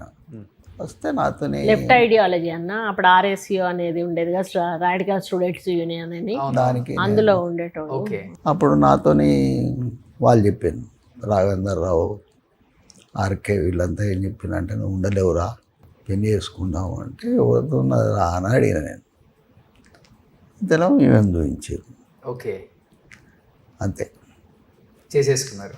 అట్లా ఒక 2 ఏళ్ళు చాలా కష్టపడవలసి వచ్చింది. నేను పొద్దుట వెళ్ళేసి తయారయ్యి ఆమెను కాలేజీ యొక్క బండి ఎక్కించి, అంటే బస్ స్టాప్ కాడ వచ్చేవాడు అన్న, పొద్దున 7 గంటలకి బస్ స్టాప్ కాడ నేను నిలబడితే బస్ ఎక్కినాక ఉండేవాడు. బస్ ఎక్కినాక నేను కాలేజీలో దిగినాక మళ్ళీ మిల్లి కాడికి పోయి మళ్ళీ తయారయ్యి ఫస్ట్ ఏమో లేచి చదివించారు. లేదు చదివించలే, చదువు నేనే చదువుకున్నా. కానీ నా దగ్గర నా ఎంటబడ్డం స్టార్ట్ అయిన దగ్గర నుంచి ఆయన డ్యూటీ ఏంటంటే మార్నింగ్ 7 గంటలకే నేను ఎక్కే బస్ స్టాప్ కాడికి వచ్చేవాడు. నేను బస్ ఎక్కినాక నా బస్ వెనకాల కాలేజ్ వరకు వచ్చి నేను కాలేజ్ దగ్గర దిగినాక ఈయన మళ్ళా అక్కడికి మిల్లు కాడికి వెళ్ళిపోయాడు. మిల్లులో రూమ్ ఉండేది, మళ్ళీ పోయి స్నానం చేసి మళ్ళీ డ్రెస్ వేసుకొని మళ్ళీ కాలేజ్కి వచ్చేవాడు. అయితే క్లాస్ రూమ్ లో కూర్చునేవాడు కాదు. మేము బయటకు వచ్చి చూసినప్పుడల్లా ఓసారి ఓ గద్దె మీద, ఓసారి ఓ కుర్చీ మీద, ఇక్కడ కనిపించేది కానీ క్లాస్ లో కనిపించేవాడు కాదు. లేకపోతే మా కిటికీకి అవతల సైడు ఫుట్బాల్ కోర్ట్, ఏమంటారు వాలీబాల్, అవి ఆడేది వాలీబాల్ కోర్ట్ ఉండేది. వాలీబాల్ ఆడుకుంటా కలరింగ్ ఇచ్చేటోడు ఆ పక్కన. నా కిటికీ పక్కనే నేను కూర్చునేదాన్ని ఈయన కనపడేటట్టు. ఇంకా తర్వాత మాట్లాడుకోవడం స్టార్ట్ అయినాక మాత్రం నేను కాలేజ్కి వెళ్ళడమే మానేసిన. ఇద్దరం కలిసి డైరెక్ట్ అక్కడ ఐస్ క్రీమ్ పార్లరు, ఆ పార్లర్ పేరు ఏదో ఉంది కానీ బాగా ఫేమస్ అన్నట్టు, బాగా ఫేమస్. బాగా లేదు సినిమాలు చూసేవాళ్ళు. ఇన్ని సినిమాలు చూస్తే ఒక్క పాట కూడా పాడరా? ఆయనకి ఇష్టమైన పాట ఏంటో అడగండి. మీకు ఇష్టమైన పాట ఏంటన్నా? నాకు పాటలు రావన్నా, నేను సినిమాలు చూడా, టీవీ చూడా. చిన్నప్పుడు అన్ని సినిమాలు అంతే. సురేఖ గారు ఒక మంచి పాట మీరు ఏదన్నా మురళి గారి కోసం పాడండి. నాకు అంటే పాటలు గుర్తుండవు. గుర్తుకు రాదు నా కళ్ళకు ముందు నువ్వు ఉండగా, అసలేం తోచకరాదు నిమిషం కూడా నిన్ను చూడక నీలో ఉంది నా ప్రాణం అది నీకు తెలుసుగా. నాలో నువ్వు దూరమైతే అందులో ఉన్న ధృవాలో ఒక పాట ఉంటది, ధృవాలదా ధృవాలది కూడా ఒక పాట ఉంటది. కానీ అప్పటికి ఇప్పటికి సేమ్ ఆ ప్రేమ, ఆ అనురాగం, ఆ అండర్స్టాండింగ్ కపుల్స్ మధ్య ఉండటం చాలా కష్టం, ఎస్పెషల్లీ అంటే రాజకీయాల్లో. నేను ఎవరికైనా ఏం అడ్వైజ్ ఇస్తా అంటే అన్న, ఒకరు కోపంతో ఉన్నప్పుడు ఒకరు శాంతంగా ఉండాలి, అప్పుడు సెట్ అవుతుంది. ఇద్దరం రేజ్ అయితే ఎక్కడికో వెళ్ళిపోతుంది. ఇప్పుడు ఉమ్మడి కుటుంబాలు ఉన్నప్పుడు ఏమవుతుంది అంటే కొంచెం ఆ గొడవ పెద్దదైనప్పుడు పెద్దవాళ్ళు కలగజేసుకుంటారు, ఓకే సర్దు మనుగుతుంది. కానీ ఇప్పుడు జంటలన్నీ కూడా ఇండిపెండెంట్గా ఉంటున్నాయి కాబట్టి ఆ సర్ది చెప్పే వాళ్ళు లేక ఈ డైవర్స్లు ఎక్కువైతుంది. అది ప్రాబ్లం, అది దాని మెయిన్ అది. కానీ రాజకీయాల్లోకి పంపిద్దాం సురేఖమ్మని, రాజకీయాలలో ఒక ఎమ్మెల్యేగా కంటెస్ట్ చేపిద్దాం అన్నప్పుడు అనిపించిందా ఆమె ఈ స్థాయికి రాగలరు? ఎందుకంటే ఆమె అసలు ఇంట్లో ఎప్పుడు ఇంట్లో ఉన్న వ్యక్తి, ఇంతగా మాట్లాడిన వ్యక్తి కూడా కదా బయటకు వచ్చి. ఆ రోజు నాది బీసీ జనరల్ అయింది, ఎంపీపీ జనరల్ అయితే నేను నిలబడతా అని ఐడియాతోని మళ్ళీ బీసీ లీడ్ చేసింది. ఓకే, అప్పుడు మా అన్నయ్య నేను కూర్చున్నాం, మరి ఏం చేద్దాం, మనం పాలిటిక్స్ను ఒకసారి మనం అనుకున్నాక ఎంపీపీ అవుతామని అన్నాక నేను వెంటనే రేఖమ్మ నిలబెడదాం అని. నాకేం తెలియదు, నాకేం చెప్పలే. ఓ రోజు ఏం చేసిండు, పొద్దున్నే లేచి తొందర తయారుగా అన్నాడు. తయారైన వంచనగిరికి పో అన్నాడు. ఎందుకు అన్న, ఏం లేదు వంచనగిరికి పోయి ఇట్లా ఈ ఒక్కొక్క ఇంటికి పోయి వాళ్ళ అక్క వాళ్ళని ఇట్లా ఒక 4-5 జమ చేసాడు. ఇంటికి వెళ్ళి ఏం లేదు ఇట్లా నేను ఎంపీటీసీగా నిలబడతానా, మీరు నాకు ఓటేస్తే నేను ఎంపీపీ అవుతా, మన ఊరికి అభివృద్ధి చేస్తా. ఈయన 3 ముక్కలు చెప్పిండు, పంపించిండు. మూడే చెప్పిండు. ఇక ఆ 3 ముక్కలు 10 ఇండ్ల వరకు తిరిగి వచ్చేసినా. ఇంకా ఇక తర్వాత నన్ను మళ్ళీ పంపలే, యునానిమస్ చేసేసిండు ఎంపీటీసీ. తర్వాత ఎంపీపీ కూడా యునానిమస్ అయిపోయింది. ఇంకా అప్పుడు కూడా ఏం చేసిండంటే అందరిలాగా వదిలేసేయలే నన్ను.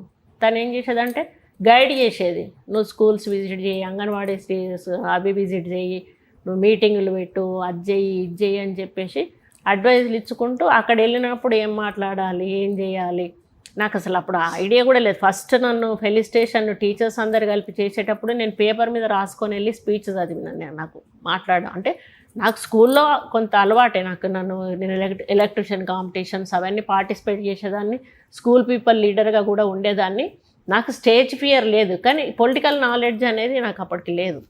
అందుకని ఎప్పుడు వెళ్ళినా కూడా ఇప్పటికీ కూడా కొన్ని చోట్లకి వెళ్ళేటప్పుడు చెప్తారు, ఇది ఇట్లా ఉంటుంది, ఇట్లా అంటే కొన్ని ఇంపార్టెంట్ పాయింట్స్ తను ఫీడ్ చేస్తారు. ఉంటే ఇట్లాంటివి మాట్లాడొద్దు, ఈ కామెంట్స్ చేయకు, అట్లాంటివి అంటే నా మెంటాలిటీ తనకు తెలుసు కాబట్టి ఒక్కొక్కసారి నేను ఎక్కడ ఇట్లాంటివి స్లిప్ అవుతాను అని ముందు జాగ్రత్తగా చెప్తారు. సక్సెస్ఫుల్ మెన్ వెనక ఒక ఉమెన్ ఉంటుంది అంటారు. ఇక్కడ ఒక సక్సెస్ఫుల్ ఉమెన్ వెనక 100% అన్న కొండా మురళి గారే. ఆయన లేకపోతే నేను ఇంత ధైర్యంగా, అంటే ఇప్పుడు నేను అదే అంటే మా పాప పాలిటిక్స్లోకి వస్తుందంటే నా వెనుక నాన్న ఉన్నాడు కాబట్టి నేను ఇంత ధైర్యంగా ఇక్కడికి రాగలిగాను. రేపు నువ్వు అట్లా అంటే సర్వైవ్ కాగలుగుతావు. ఫాలోవర్స్ ఇప్పుడు దానికి 80,000-90,000 వరకు ఉంటారు దాంట్లో ఫాలోవర్స్. దాంట్లో సో మీలాగే అంతా మాట్లాడటం కానీ డేర్ కానీ వచ్చిందా? ఇప్పుడు ఈయన ఆమె అడ్వైజులు తీసుకుంటాడు. ఇప్పుడు నేనే అడ్వైజ్ తీసుకుంటా పాప దగ్గర, ఏం చేయాలి బిడ్డ నిన్నే అంటే వీళ్ళు రౌండ్ టేబుల్ కాన్ఫరెన్స్ పెట్టుకుంటారు. ఏదైనా నిర్ణయం తీసుకోవాలంటే వీళ్ళ అన్నయ్య బిడ్డ, మా అన్నయ్య ఈయన నేను నా బిడ్డే, ఓకే, ముగ్గురం కూర్చొని డిసైడ్ చేస్తాం. కానీ మురళి గారు మీ లైఫ్లో మీరు పడిన కష్టం అంటూ ఏమి లేదు, బాగా కష్టాలు చూశారు మీరు. కొండా మురళి గారు అంటే 2 తెలుగు రాష్ట్రాలలో కొత్తగా మాట్లాడుకోవాల్సిన అవసరం లేదు, ఒక బ్రాండ్ అంతే. ఆ బ్రాండ్ క్రియేట్ చేసుకున్నారు, అది మంచి చేసి క్రియేట్ చేసుకున్నారు, లేకపోతే ఎదిరించి క్రియేట్ చేసుకున్నారు కొంత. బట్ మీ లైఫ్లో మర్చిపోలేదు అంటే మీ మీద ఫైరింగ్. ఎస్ సార్, ఆ రోజు సంఘటన అసలు ఏంటి సార్, ఎలా జరిగింది, ఎలా తప్పించుకోగలిగారు అసలు మీరు? నాకు అంతకుముందే ప్రాక్టీస్ వచ్చు, నాకు రివాల్వర్ లైసెన్స్ ఉండే 83లో నేను లైసెన్స్ తీసుకున్నాను. ఓకే, నేను ఎప్పుడైతే సారా కాంట్రాక్ట్ పట్టినో, సారా కాంట్రాక్ట్ కూడా నర్మేట, తరి, ఉప్పుల అంతా నాకు స్టేట్ ఏరియా, ఎవడు పట్టలే. నేను 13,000కే పట్టుకున్నా. మంత్లీ 13,000 పేమెంట్, 3 మండలాలు. అయితే ఎప్పుడైతే దయాకర్రావు నుంచి విడిపోయిండో తర్వాత లైసెన్స్కి అప్లై చేసి లైసెన్స్ తీసుకున్నాం. ఓకే ఇక తీసుకొని స్టార్ట్ చేసాడు. ఇక అప్పటి నుంచి ప్రాబ్లంలు ఏవి వచ్చినా కూడా నా దగ్గరికి వస్తారు. నేను అందరికి ఒక నమ్మకం ఏంటంటే కొండమని మాట ఇస్తే తప్పడు. ఓకే నన్ను పైసలు అడిగారు ఎవరు, ఓకే ఒక మాటి అని అడుగుతా అంటారు. ఓకే ఇక మాట ఇస్తా అనుకో, తల మెడ పోయినా తాకట్టు పర్వాలేదు, తాకట్టు పెట్టైనా చేస్తాడు. చేస్తాడు. ఓకే అంటే దీనికి ఒక ఎగ్జాంపుల్ చెప్తా మీకు. విమల అని ఆయన పేరేంటన్నా, ఆయన వాళ్ళ నాన్న పేరు ఏం పేరు? మన విమల కూడా కాదు, అమ్మాయి పేరు ఏదో సినిమాలో ఆయన పాట యూజ్ చేసుకున్నందుకు పైసలు తీసుకున్నాడు అన్న ఆయన. ఐఎస్ఆర్సీపీలో పాటలు రాసుకుంటా ఉంది, ఆమె పేరు ఏమో ఉంది. వాళ్ళ కొడుకుకి రిఫండ్ అన్నట్టు. ఓకే ఆ అబ్బాయిని తీసుకొని మన దగ్గరకు వచ్చింది, ఈయన దగ్గరికి. అన్న నా కొడుకు ఆపరేషన్ చేపియాలి. ఆమె ఆల్రెడీ అంతకుముందు అప్పుడు రాజశేఖర రెడ్డి గారు అది పెట్టారు కదా ఆపరేషన్. వాళ్ళు ఏంటంటే 100% సక్సెస్ అయిన వాటికి ఆటోమేటిక్గా గవర్నమెంటే చేస్తుంది. వాళ్ళు కాదు, ఈ బాబుకు సక్సెస్ కాదు అని ఆమెకి చెప్పారు. చెప్పినాక కూడా ఈయనను వచ్చి కలిసింది. ఓకే అంటే ఇట్లా చేపియాలన్న అంటే దాందే ఉంది, చేపిచ్చేస్తారు అని అని చెప్పిన అన్ని లోపలికి వచ్చి ఇట్లా పాపం దానికోసం వచ్చింది, ఇట్లా చెప్పిన అని అన్నాడు. అంటే దానికి ఎంత అవుతుందో ఆపరేషన్కి మీకు తెలుసా అని అన్న. ఏమన్నది 1,00,000 1,50,000 అవుతుంది అన్న. 8 లక్షలు అవుతాయి అని చెప్పిన నేను. అది ఎన్ని సంవత్సరాల క్రితం, 20 సంవత్సరాల 15 సంవత్సరాల క్రితం 8 లక్షలు అవుతాయా అని అన్నాడు. అంటే అవును అని. ఇక మరి ఏం చేయాలో, మాట ఇచ్చినాం కదా అని. ఇంతకు 8 లక్షలు ఖర్చు పెట్టి చేపిస్తే ఫెయిల్ అయింది ఆపరేషన్. అది సక్సెస్ కాదు అని ఆ పిల్లకి తెలుసు.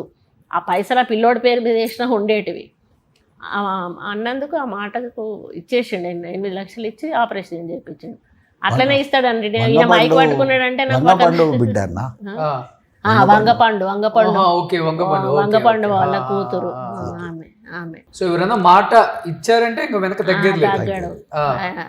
ఆస్తమైనా సరే చేయాల్సి. అది ఇప్పుడు కూడా అంతే అన్న. కదన్నా, ఇప్పుడు అంత మంచి పనులు చేసి, అంత మంచి కార్యక్రమాలు చేసి, డెవలప్మెంట్ వైజ్ కావచ్చు, ప్రజలకు మంచి కోరుకునే వ్యక్తి కొండా మురళి గారు అంటే ఎందుకు మీ మీద ఫైరింగ్ చేసి మిమ్మల్ని చంపేయాలని చూశారు అసలుకి? అంటే అప్పుడు నేను కూడా చాలా మర్డర్లో ఇన్వాల్వ్ అయినా. ఓకే అందులో ఒకరు వీళ్ళు, వాళ్ళు జనశక్తి అని నాకు తెలియదు.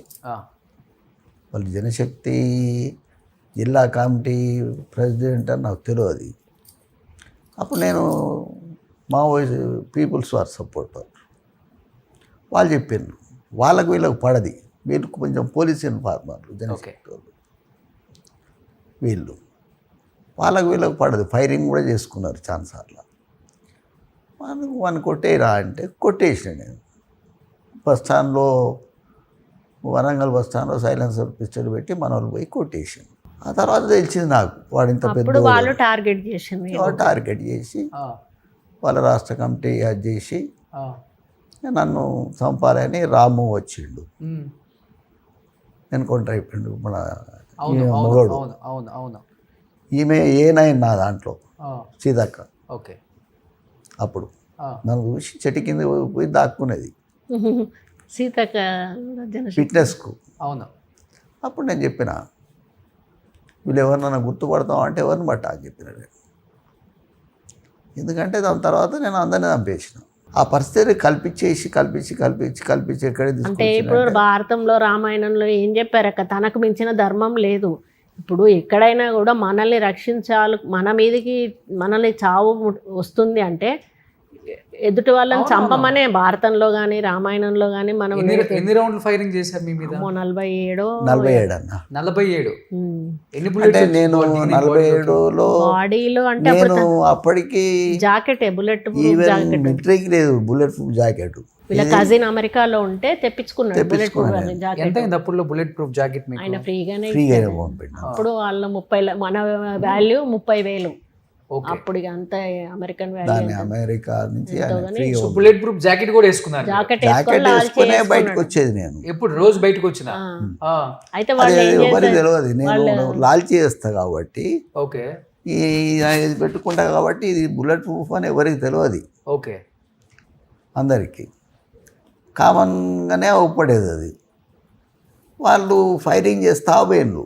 వాళ్ళు బాడీకి కొడతా పోయినరు అన్న, బాడీకి ఇక్కడ మొత్తం. వెనక కొడతా ఎక్కడ కొట్టినా ఇక ఆయనకి వాడు తగులుతలేదు. తరుగుతలేకపోతే నేనేం చేసిన, నా వెపను బండ్లు ఉండిపోయింది, డ్రైవర్ పారిపోయాడు. అంబాసిడర్ కారు ఉండే నాకు, పారిపోయాడు వాడు. ఇక నేను వాళ్ళది గుంజుకొని వెంటనే ఫైర్ చేసిన. ఓకే. ఒకటి చచ్చిపోయిండు, ఒకటికి కాలుకి దెబ్బ తగిలింది, ఒకరికి కాలుకు దెబ్బ తగిలింది. నేను పడిపోతలేడు. నేను ఎక్స్పర్ట్ ఫైర్ చేస్తా, ఇప్పుడు కూడా బాగా కొడతా నేను. అయితే వాళ్ళల్లో వాడు ఏమైందంటే కింద పడ్డోడు ఎవడైతున్నాడో వాడు ఈ దెబ్బ తినున్నాడు, ఒకడు చచ్చిపోయి ఉన్నాడు. ఈయన ఎన్ని కొట్టినా పడతలేడు. ఇంకా వాడు అరవడం స్టార్ట్ చేసిండట, అరే వాడు రావట్రా మనల్ని చంపుతాడు, మనం బోదాం పాండి. వాడు యాగం 47 రౌండ్లు కూడా బాడీకే కాల్చారు. బాడీ కంటే ఇక ఆయన ఇట్లా ఇట్లా అంటా ఉంటే రిస్ట్లలో కూడా వచ్చే ఇంట్లో నుంచి లోపలికి పోయింది. ఒక రిస్ట్ లో ఉంటది అన్న. ఇప్పుడు ఒక రిస్ట్ లో ఉందా? లేదన్నా, ఇక్కడ ఉంటది. ఈ రిస్ట్ లో ఉంటది, రైట్ రిస్ట్ లో ఉంటది. ఇక్కడ ఒకటి ఉంటది, ఇక్కడ చిన్న మెదడు దగ్గర ఒకటి ఉంటది, ఇక్కడ ఒకటి వచ్చి ఉండే. ఇక్కడ నుంచి కొడితే నాకు ఇటు వచ్చింది. ఏ నరువుకు తగ్గకుండా అదృష్టం కొద్ది అటు వెనక వచ్చింది. నుంచి వచ్చి అంటే కింద పడిపోయినాక లాస్ట్ ఫైరింగ్ అన్నట్టు ఏం ఫైరింగ్ చేసిండు, చేసిండు వాడు. అది కొట్టినాక ఏం చేసిండంటే కాలు నా మీద పెట్టి ఛాన్సెస్ స్పీచ్ ఇచ్చిండు. నేను చూస్తా ఉన్నా. అప్పటికి ఇది దెబ్బతిని ఉన్నది కన్ను నుంచి మొత్తం కారుతున్నది. ఇక మొత్తం బాడీ అంతా బ్లడ్ అయిపోయింది. వైట్ డ్రెస్ అన్న, వైట్ లాల్చి పైజామా, మొత్తం కింద అన్ని కలర్ ముగ్గుల పోటీల కన్నా వచ్చిండు ఆ రోజు. 26 ఉన్నాయి, 3 ఉన్నాయి. ఇదొక్కటి తీసేసిండ్రు అన్న. తీసేసారా? 4 ఉన్నాయి.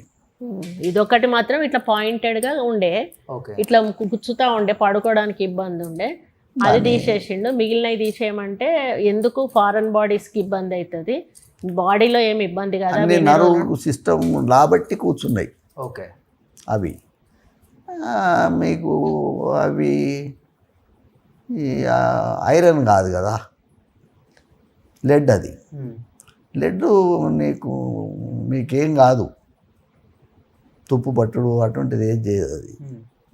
కాబట్టి ఇప్పటికీ ఇబ్బంది ఏం లేదు నాకు. కాకపోతే ఎంఆర్ఐ ఇది 93 అనుకుంటా, 93లో నేను 91, 93లో 33 ఇయర్స్. 33 ఏం కాదా మీకు? దానివల్ల ఏమి సైడ్ ఎఫెక్ట్స్ లేవు. కాకపోతే ఈయనకి ఎంఆర్ఐ తీయడానికి లేదు. ఎంఆర్ఐ తీస్తే ఇందులోంచి అది చీల్చుకొని బయటకు వచ్చేస్తుంది. అది గూస్తా ఉంటాయి నన్ను. ఇప్పుడు ఎంత సీరియస్ అయినా ఎంఆర్ఐ తీయడానికి లేదు. అందుకే కరెక్ట్గా ఇక్కడ ఉంది మీకు. ఇప్పుడు చిన్న మెదడు పక్కన ఉంటుంది ఇక్కడ, మీకు ఎక్స్రేలో కనిపిస్తుంది. ఎక్స్రేలు ఉన్నాయి, ఇప్పుడు లేవు. కానీ అక్కడ చిన్న మెదడులో ఒక బుల్లెట్ ఉంది, దాన్ని తాకి అట్నే పట్టుకొని ఉంది. అది కూడా ఎంత అదృష్టవంతులు మీరు అసలుకి. 33 సంవత్సరాలు 20 రోజులు చిన్న మెదడులో బుల్లెట్ ఉండి, అంటే బుల్లెట్ కూడా చిన్న మెదడు తాకుంది, పక్కనే టచ్ అయ్యే ఉంటది. అంటే ఎన్ని మంచి పనులు చేస్తే దేవుడు వరం ఇచ్చాడు మీకు.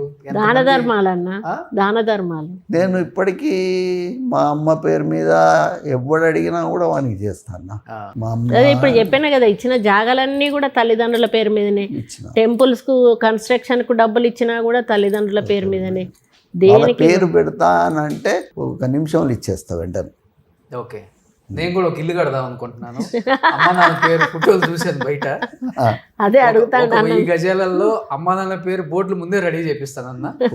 ఓకేనా? ఐఫై డెఫినెట్ అన్న, నా వంతు సాయం నేను చేస్తా. 100% అన్న చేస్తాడు. 1000 గజాలలో యాంకర్ రోషన్ కి వాళ్ళ అమ్మ వాళ్ళ నాన్న పేరు పెడతాను కాబట్టి ఇల్లు కట్టిస్తాను. ఇల్లు మొత్తం కట్టిస్తాం కాదు, తన వంతు సహాయం నా వంతు సాయం చేస్తా. నా వంతు సాయం చేస్తా.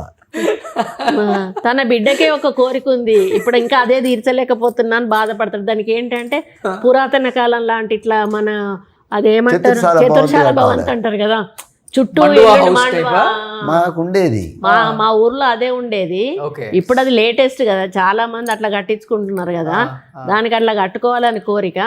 ఈయనకేమో అచ్చి రాలేదు మనకు ఆ ఇల్లు వద్దు అని ఈయన అంటాడు. కానీ దానికి మా ఇంట్లోకి బేడీలు వేసుకున్నాను తీసుకపోయినా ఆ ఇంట్లో అప్పుడు ఆ తర్వాత ఆ ఇంట్లో పడుకోలే నేను. ఇప్పుడు ఆ ఇల్లు బయటకు వదిలేసి మళ్ళీ ఇల్లు కట్టినా. మళ్ళా కాంపౌండ్ వేరే పెట్టి ఇల్లు కట్టుకున్నాం మళ్ళీ ఆ ఊర్లో. జాగా అంతా వదిలేసిన. వేరే వాళ్ళకి ఇచ్చేసింది ఇంకా. అక్కడ ఉన్న వాళ్ళందరికీ ఇంకా కానీ ఎనలేని ప్రేమ సంపాదించుకుందాం మురళి అన్న, అది మాత్రం చెప్పగలం. చిన్న పిల్లోడిని అడిగినా కానీ మురళి గారు అంటే మీరు చెప్పే ఎన్ని బుల్లెట్లు సౌండ్లు అవన్నీ పక్కన పెడితే ఒక మంచి పేరు. ఇప్పుడు ఇప్పటికెప్పుడన్నా మేము అవుట్ ఆఫ్ కంట్రీస్కి పోతాం కదన్నా, ఎవరో ఒక పిల్లోడు వస్తాడు, గబుక్కున కాలు మొక్కుతాడు, మొక్కినాక ఎవరు బాబు నువ్వు అంటాడు. అంటే సార్ ఆ రోజు నేను మా సర్టిఫికేట్స్ కాలేజీలో డబ్బులు లేకపోతే ఇవ్వకపోతే మీరు 1,00,000 రూపాయలు ఇచ్చారు సార్, ఆ 1,00,000 రూపాయలు తీసుకొని నా సర్టిఫికేట్స్ తీసుకొని నేను ఇక్కడ వచ్చి చదువుకున్నాను సార్. వరంగల్లో ఏ కాలేజీకి ఫోన్ చేసినా ఏ హాస్పిటల్కి ఫోన్ చేసినా నేను చెప్తే వెంటనే తక్కువ చేస్తారన్న. ఇవాళ కూడా ఓకే, ఆ మర్యాద ఉంది నాకు, ఆ గౌరవం ఉంది. ఏ ఫుడ్ తీసుకుంటున్నారు? మనిషి కూడా చాలా స్ట్రాంగ్గా ఉన్నారన్న ఇప్పటికి కూడా. నాన్ వెజ్ మానేసిండ్రు, వెజ్ నేను తింటాను. నాన్ వెజ్ తక్కువ తింటానన్న, వెజిటేరియన్ ఇప్పుడు ఎక్కువ తింటున్నా. అందుకే మంచి కలర్ కూడా వచ్చారు. తక్కువ తింటున్నా. ఓకే, కాబట్టి ఆటోమేటిక్గా అన్ని పార్ట్స్ అదైపోయినాయి. ఇవి కరెక్ట్ వర్కౌట్ చేస్తాయి. ఓకే, ఇప్పుడు బయట కూడా అన్న మనం ఏది తినాలన్నా భయం అవుతుంది. మేము బయట తినన్నా, హోటల్కి పోను. ఇప్పుడు ఇప్పటికి హోటల్ ఇప్పుడు ఏంటి మీకు టైం పాస్ అంటే మనవడితో మనవరాలతో ఆడుకోవటం ఇదేనాక?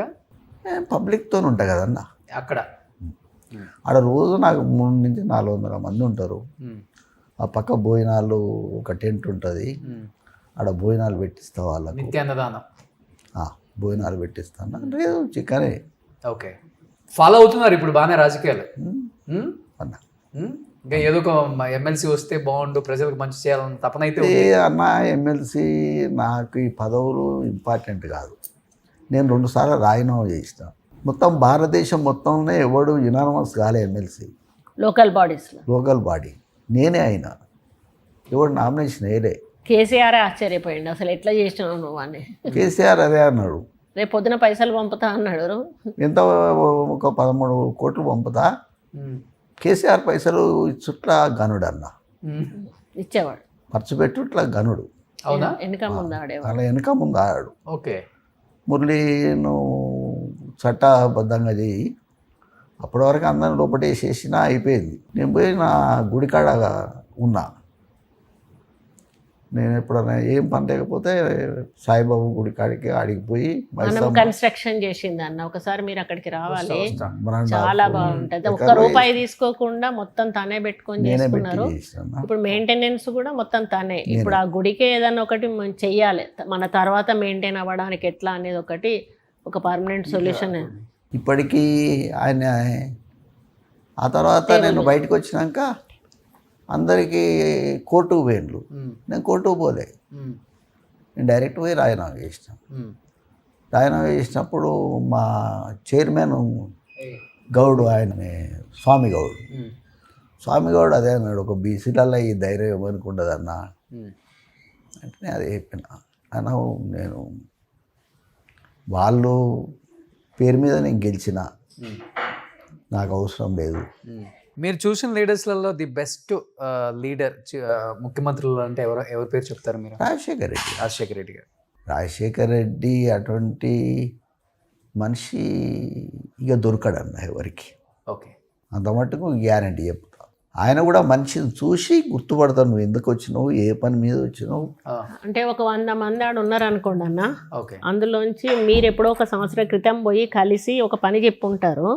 ఆ 100 మందిలోంచి ఆ రోషన్ ఇట్రా అంటాడు. ఓకే, 1 ఇయర్ తర్వాత మీరు పోయినాక ఆ రోజు మీరు చెప్పిన పనికి కూడా చెప్పి, ఆ రోజు ఆ పని చెప్పి ఫోన్ చేయించుకున్నావు కదా, అది అయిందా అని అడుగుతాడు. అంత మెమరీ ఉంటుంది ఆయన దగ్గర. సో ఎప్పుడు కృతజ్ఞత ఉంటుంది భావం ఆయన మీద. అంతే. అందుకే కదన్నా రాజీనామా చేసిన, మంత్రి పదవి రాజీనామా చేయించిన, నేను ఎమ్మెల్సీ వెంటనే రాజీనామా చేసిన. ఆ తర్వాత నాకు కిరణ్ కుమార్ రెడ్డి గారు వాళ్ళ బ్రదర్ను పంపిండు. ఓకే, ఇంకా నా ఎమ్మెల్సీ తీసేస్తా నోటీస్ ఇయ్యలే. అప్పుడు పంపిండు. పంపినప్పుడు డైరెక్ట్ చెప్పిన నేను ఓకే వాళ్ళ బ్రదర్కు, నువ్వు ఉంచింది నాకా అన్న, నేను రేఖమ్మకు మళ్ళీ మంత్రి పదవి ఇస్తా, మంత్రి మంత్రి పదవి ఇస్తా, నీకు ఎమ్మెల్సీ అట్టే ఉంచేస్తా రా అంటే ఆ అన్నకు నాకేం లొల్లి లేదు. ఇంటికి పోయి చెప్పొచ్చు నేను కిరణ్ అన్నకు, అన్న నీకు నాకేం లొల్లి లేదు, రోషే ఉన్నప్పుడు లొల్లి పెట్టుకున్నది వాస్తవం. ఆయన నన్ను చంపాలని ఆలోచన చేసి టీఆర్ఎస్ వాళ్ళతోనే ఆడ ఫైరింగ్ చేయించిండు 100 రౌండ్లు మహబూబాద్లో 100 రౌండ్లు ఫైర్ చేసిండు మా వాళ్ళు ఆ రోజు. ఏది కేవలం రాజకీయంగా ఎదుర్కోలేకే మురళి అనే వ్యక్తిని, అంతే కదా ఇదంతా. ఎస్ ఇప్పటికి కూడా నన్ను ఎదుర్కొనడం కష్టం అన్న. నా ఆలోచనలు వేరే ఉంటాయి, నా పద్ధతులు వేరే ఉంటాయి. నేను ఆలోచన చేస్తే వేరే పద్ధతి ఉంటుంది, దానికి తిరుగు ఉండదు మళ్ళీ. చాలా మంచి రాజకీయం చేశారు, అందరికీ మంచి హెల్ప్ చేశారు. అవును ఆ? అవును. పరిపూర్ణ జీవితం అంటారు కదా, అది అనుభవించారు కదా మీరు, అనుభవిస్తున్నారు. పరిపూర్ణ జీవితానికన్నా ముఖ్యం నేను పడ్డ కష్టం నాకు గుర్తుకొస్తుంది. చిన్నప్పటి నుంచి ఆయన సుఖపడలేదన్న, చిన్నప్పటి నుంచి కూడా నన్ను నెల ఎస్ఐబి వాళ్ళు తీసుకుపోయి ఇదే పని కొట్టదు కదా అన్న నన్ను నిలబెట్టిండు. ఒక రౌండ్ అది ఉంటుంది, అలా ఏముండయి, ఈవెన్ ఫ్యాన్ ఉండదు, లైట్ ఉండదు, ఒక రౌండ్ అది హోల్ ఉంటుంది, అందులో బయటకు చూసేందుకు ఉంటుంది పైన. దాన్ని బట్టి మనం ఇప్పుడు చీకటి పడ్డదా, వెలుగు ఉన్నదా, టైం ఎంత అనేది చూసుకోవాలి. అది చూసుకునేది అట్లా నన్ను వాళ్ళు నేనే సతాయించిండు. అయినా నేను చెప్పకపోయాను, మాకు తెలియకపోయేదన్న 10 రోజులు ఎక్కడ ఉన్నాడు. మేము ఏబిఎస్ అందరూ నేను బెంగళూరు ఉన్నా అని వీళ్ళు అనుకునేది. ఓ రియల్ హీరో. ఈయన ఎవరు? పెద్ద పెద్ద పులియా? పెద్ద పటేల్. పెద్ద పటేలా? ఈయన చిన్న పటేల్, ఆయన పెద్ద పటేల్. ఓకే. వద్దా దాని నాకు వరల్డ్ రికార్డ్ దేనిలో వచ్చింది? చెస్సా? అవన్నీ నావే అని చెప్పు. ఓ అవన్నీ నీకే వచ్చాయా? Yes yes. సూపర్ నాన్న, ఇంత టాలెంట్ ఉంది నీలో. So world book of records London certificate. ఇప్పుడు అది జూన్ 26కి ఇన్విటేషన్ వచ్చిందన్న. ఓకే. లండన్ పార్లమెంట్లో అది ఇస్తారు మాకు. ఓ ఎప్పుడు? ముందు ప్రూఫ్ పంపించారు వాళ్ళు. 26 జూన్కు అక్కడ 150 మెంబర్స్ ఇట్లాంటి వాళ్ళు అక్కడ ఫెలిస్ట్రేషన్ చేసి ఆ సర్టిఫికెట్ ఇచ్చి మెడల్ ఇస్తారు మనకి. మాస్టర్ శ్రీహాన్స్ మురళీ కృష్ణ పటేల్ అంటే ఎవరు? నేనే. ఓకే, నీకు వరల్డ్ బుక్ ఆఫ్ రికార్డ్స్ వచ్చిందా? ఎస్ అని చెప్పి. Yes yes. ఓ హ్యాపీగా ఉందా? బాగా హ్యాపీగా ఉందా? Yes, very happy, very happy. చెప్పు. వెరీ హ్యాపీయా? లండన్ ఎప్పుడు వెళ్తున్నావు మరి? 26th June. వద్దు ఇది పెట్టకి ఇక. సో ఇది వరల్డ్ బుక్ ఆఫ్ రికార్డ్స్కి వెళ్ళింది అనమాట. సో లండన్కి వెళ్ళి మనోడు 26th లండన్ వెళ్తున్నారు. నిజంగా గ్రేట్. ఎంత చిన్న ఏజ్లో వరల్డ్ బుక్ ఆఫ్ రికార్డ్స్ అంటే మామూలు విషయం కాదు, గ్రేట్ అది. కానీ అంటే చిన్నప్పటి నుంచి యాక్టివిటీస్ నేర్పిస్తున్నారా తనకి? నా దగ్గర ఉన్నంతసేపు ఏదో ఒకటి మాట్లాడియడం. చిన్న పాప, మా పాప మనవరాలు కూడా అట్లాగే ఫాస్ట్ ఉండేది, కానీ దాంతో ఇట్లా చేపించే అవసరం రాలే. కానీ అది కూడా వేమన శతకాలు, సుమతి శతకాలు వస్తాయి అన్నదానికి. సురేఖ గారు, సో ఇంత అంటే రాజకీయ జీవితం పక్కన పెడితే ఒక మంచి గొప్ప జీవితాన్ని చూశారు. హస్బెండ్ వైఫ్ కావచ్చు, మీ ఫ్యామిలీ వైఫ్ కావచ్చు. అంటే మమ్మల్ని అంటే కాలం మమ్మల్ని కలిపిందన్న. ఆయన ఎక్కడున్నాడో నేను ఎక్కడున్నానో ఒక ఎడ్యుకేషనల్ సెంటర్ ద్వారా మేము కలవడము, అది యాదృచ్ఛికమైనా కూడా ఈరోజు ఈ స్టేజ్కి నేను ఒక గుర్తింపు పొంది దేశ విదేశాల్లో కూడా కొండా సురేఖ అనే పేరు నాకు వచ్చింది అంటే బికాస్ ఆఫ్ ఆయన్ని పెళ్లి చేసుకున్నందుకే 100%. ఇప్పుడు ఆంధ్ర వాళ్ళందరూ నన్ను బావా అని పిలుస్తారు, యూనివర్సల్ బావా అందరికీ కూడా. వాళ్ళు డైరెక్ట్ బావానే అని పిలుస్తారు.